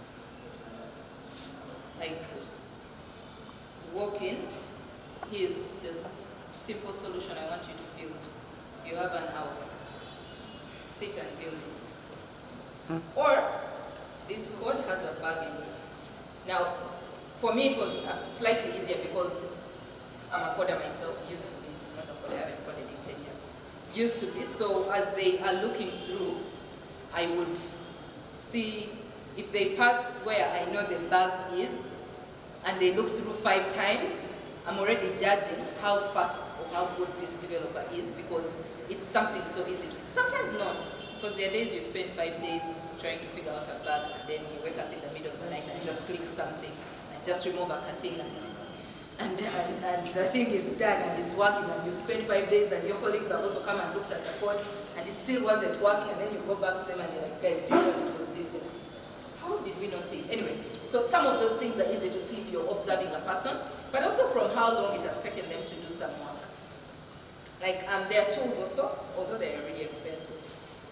But there's a tool I used to use, because we used to really get high-level projects. Even now, as Hive Collab, someone was talking about how you work with government. We've just built something for Ministry of Foreign Affairs and... Ministry of Foreign, yeah, Internal Affairs. Internal Affairs. One of those ones, something to do with border, something. Yeah. And so we had to hire the developers for it. So of course we looked at their past work, we called for the recommendations, and while we hired a company that is good, we also had some complaints from former clients. These guys take long, these guys do XYZ, these guys they are really good. And we needed someone who is really good to be able to do it. So we ended up hiring them, but we also knew what their problem was. And so we had to deal with it. One, with what the timing. If they told us 3 months, we were going to give ourselves double the time, so that the client is not disappointed that we are saying, and 4 months down the road we have nothing. So we give ourselves a lot of time. But also holding them accountable. When you're building, I'm not going to, and you tell me 3 months, I want to see what you've done in week 1. So we are going to have a repository where you're going to put the code that you're working on every week. And I'm going to review it to see whether we are making progress or not. That's one way to keep tab. Unfortunately, that's how most of our developers are. So I used to keep tabs on what people, I used to keep tabs on what people are doing all the time. And then 3, when I was hiring, I wouldn't just hire as myself. I would have other devs in that I knew were really good and could spot and sniff a fake from afar. So when they are asking these questions and all that, at the end of it all, we'll sit and be like, that guy is all talk. Or he has done something, but, you know. So one, have the experts in the room as you're interviewing people, keep tabs on your people, and then to sign NDAs. sign, when you're signing those agreements, sign confidentiality, have something, a confidentiality clause in there, have also a clause that talks about them not being able to work for competitor organizations. In Uganda, it's not a thing. In the US, it actually is that you can't refuse someone a thing from. But here, you can bar someone from working for a competitor for at least 3 years after they work for you. Have those things in. The one thing I have learned is the law is actually respected. You might think a contract is nothing, my friend. It actually holds water, that you can take that person to court and they either have to pay you back money, and that's a criminal record now on their case. Even if they don't have the money to pay you back, if you take them to court, that's a criminal record on their case. If they ever want a visa somewhere, and those guys really check, they might find that criminal case and it will stop them from going wherever they want to go. So hold them accountable and let them know you will enforce those contracts. Yeah. But also have backup, please. Yeah.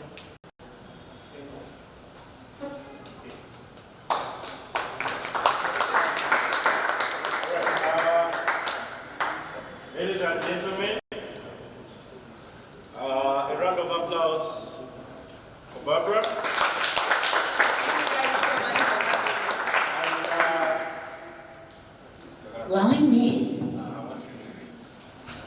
Now, I'd like to appreciate my brother for the love, the dedication. And you know, she basically drove, she landed yesterday in the night. So it was actually 1 a.m. 1 a.m. And then she rested for a few hours. She had to make it to Mbarara to meet you guys. She has been driving while on the call. Brian, are those guys there? Yeah, they are there. I'll try to keep them around. I've reached Masaka. Hey, how far you? They will be around. Okay, and now she's here. So we really appreciate that dedication, that love, and you know, you're most welcome to this ecosystem. Okay, these are our people that usually come through and use the space, or they benefit from the programs that we usually we bring them to, or we give them to, or we encourage them to join the programs. There are BSU students here, master students, and then the community at large. So thank you so much. Ladies and gentlemen. Right, just one last thing. Yes. Two people asked about how to raise money, and one of the things that I've been trying to do is speak with our comms to start a weekly roundup of all those grant opportunities and investor opportunities that we are seeing. So hopefully we'll start that next year.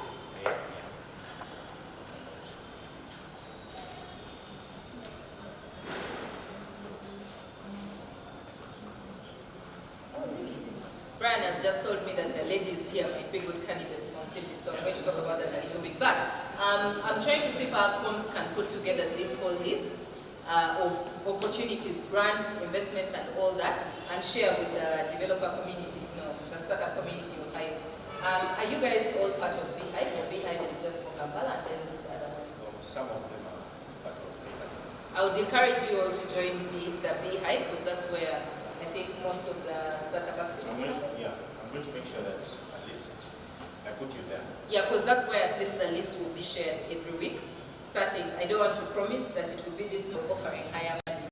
So I said, yeah, I'm offering little money because I have a small bunch of money and I want to give it to as many people as possible. So they said, if you have more, would you be willing to offer more? So anyway, for now it's at 100 to 2,000, but we are looking to go from 2,001 to 50,000 in the next 1 year, I hope, by June of 2025. Very small interest rate.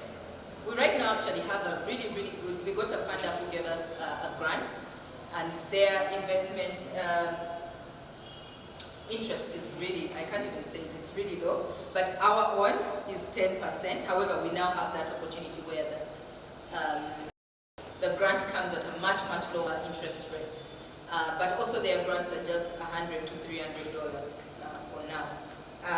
We have an app that we are testing right now. should be on App Store. We're still trying to figure out a few things, but it's ready. And so right now we're just testing it by putting it directly on people's phones, although it will be on App Store, Google Play Store, I think that's what it is. Google Play Store, Brian. Yeah, Play Store. Yes, the Android one. It will be there hopefully by November. We're just trying to figure out something with the dance number and all that to be able to put it. But yeah, you ladies are welcome. Brian, you can reach out to Brian. He'll give you the contacts of the ladies that are running it. I don't live here, so I'm not running it directly myself, but I do have a team in Kampala that's supporting, and also Stadia is a good contact for that. But we are ready to invest in your good businesses that you're serious about. Yeah. Right, thank you so much, Barbara. And we were very happy to have you here. My name is Joseph, and I am a founder and a business strategist at Joystick Software Solutions. I think I'm giving closing remarks. I want to firstly thank each and everybody who has made it here, and thank you for all efforts and joining us on Founders Day Cafe. Today is our second edition of Founders Day Cafe here in Mbarara, and I really appreciate each and everyone here. I also want to thank Barbara for the efforts to come and support us at Founders Day Cafe, and we really appreciate so much. I think you should join me and give Thank you everyone. I just have one thing that I want us to do, and then we can call it an evening. If you guys have internet, you could go to menti.com, type in Discord, and then I want to know if all of us, what steps, which level of founder are we on. There is a dreamer, there is a builder, there is a strategist. So I want to know who are visiting us today and which level of founder are they on. Oh God, I've just remembered something when you said something about the level, which level you're a dreamer, builder. One last thing, guys, I'm so sorry I didn't mention this earlier. Figure out what your strengths are and what your weaknesses are very early on in your business. You can't be the everything of the business. So figure out where your strengths are, and then figure out what skills you need to bring on and bring those people on.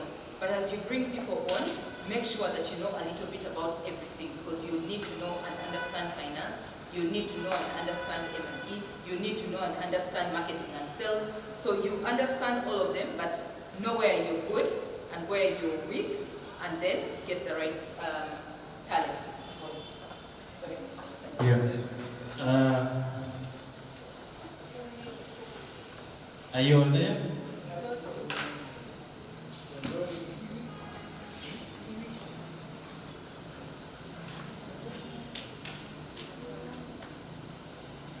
nt.com, and then the code is 294-337-64.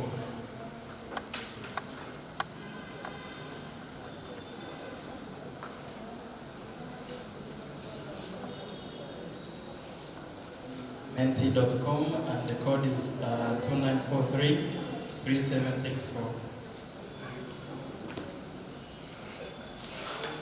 Should we start? Please wait for us to open because we want to see the stats here. The code is 2943-3764. Menti.com, that's the website.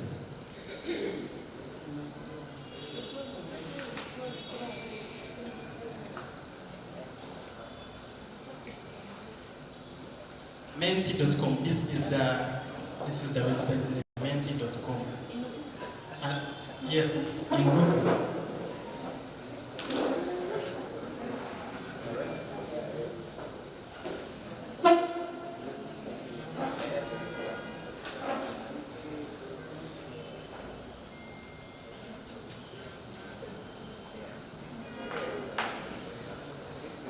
Code is 2943-3764. Are we all there? Yes, there's no space. No, I mean, you first put in menti.com in Google. Once it loads, it will ask you for the code.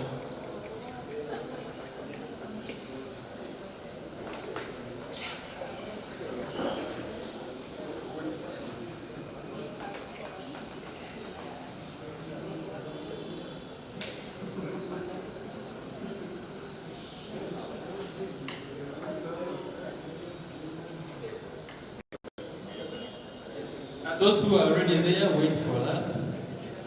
Those who are already there, wait for us. We want to know the number of people we have here, so we could make tailored events in the future.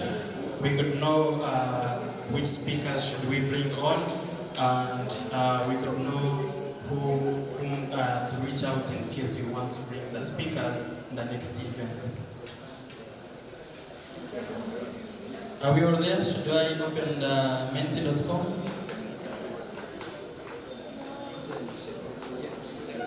Are we all there? Right, so the website is menti.com and the code is, oh, you guys have already started voting.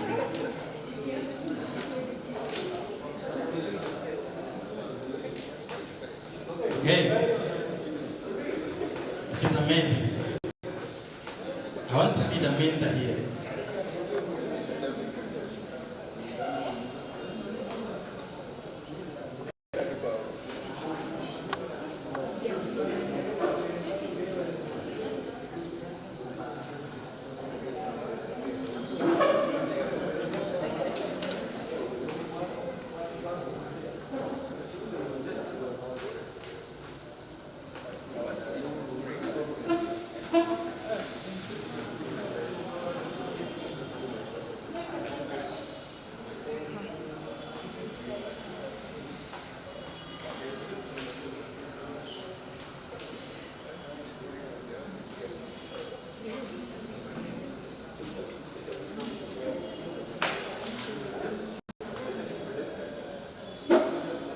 I'd like to meet the mentor.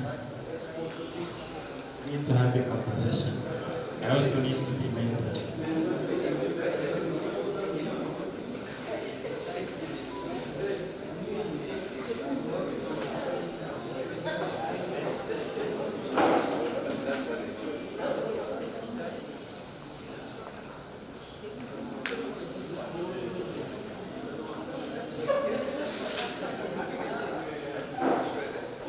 Is that all? Has everyone voted? Please guys, don't leave before we take a group photo, please. I beg you.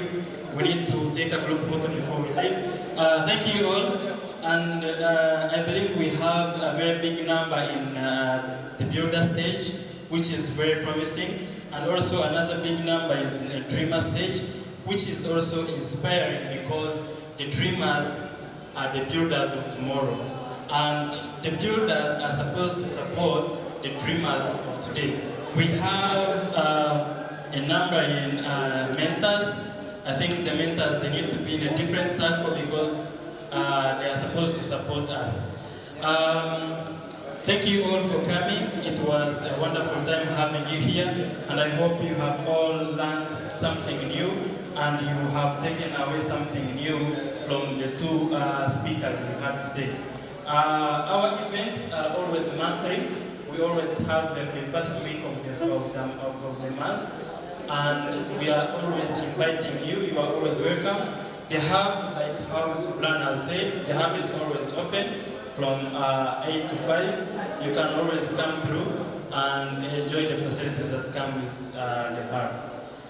With those few words, thank you so much for coming once again. My name is Joseph, and we were happy to have you. Thank you. Can we all have a group picture? Where can we take a group picture? Here? Yes. Please, let's take a group picture and we call it an evening. Thank you. Let's take a group picture and we call it an evening.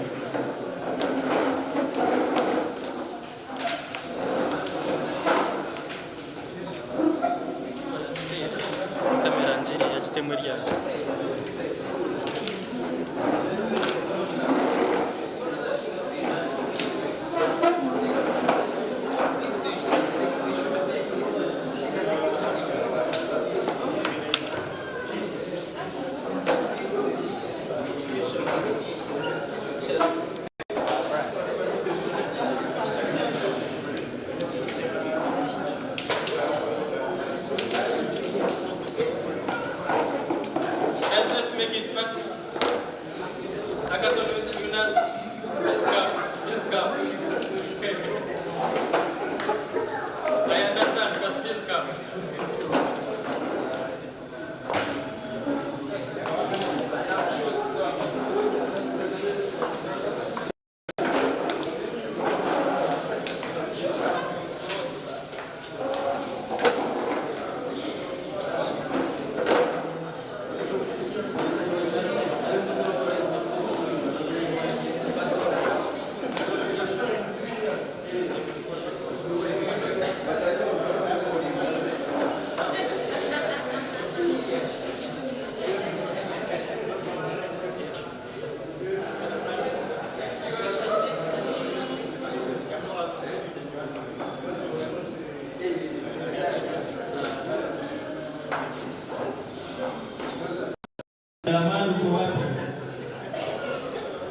Cameraman.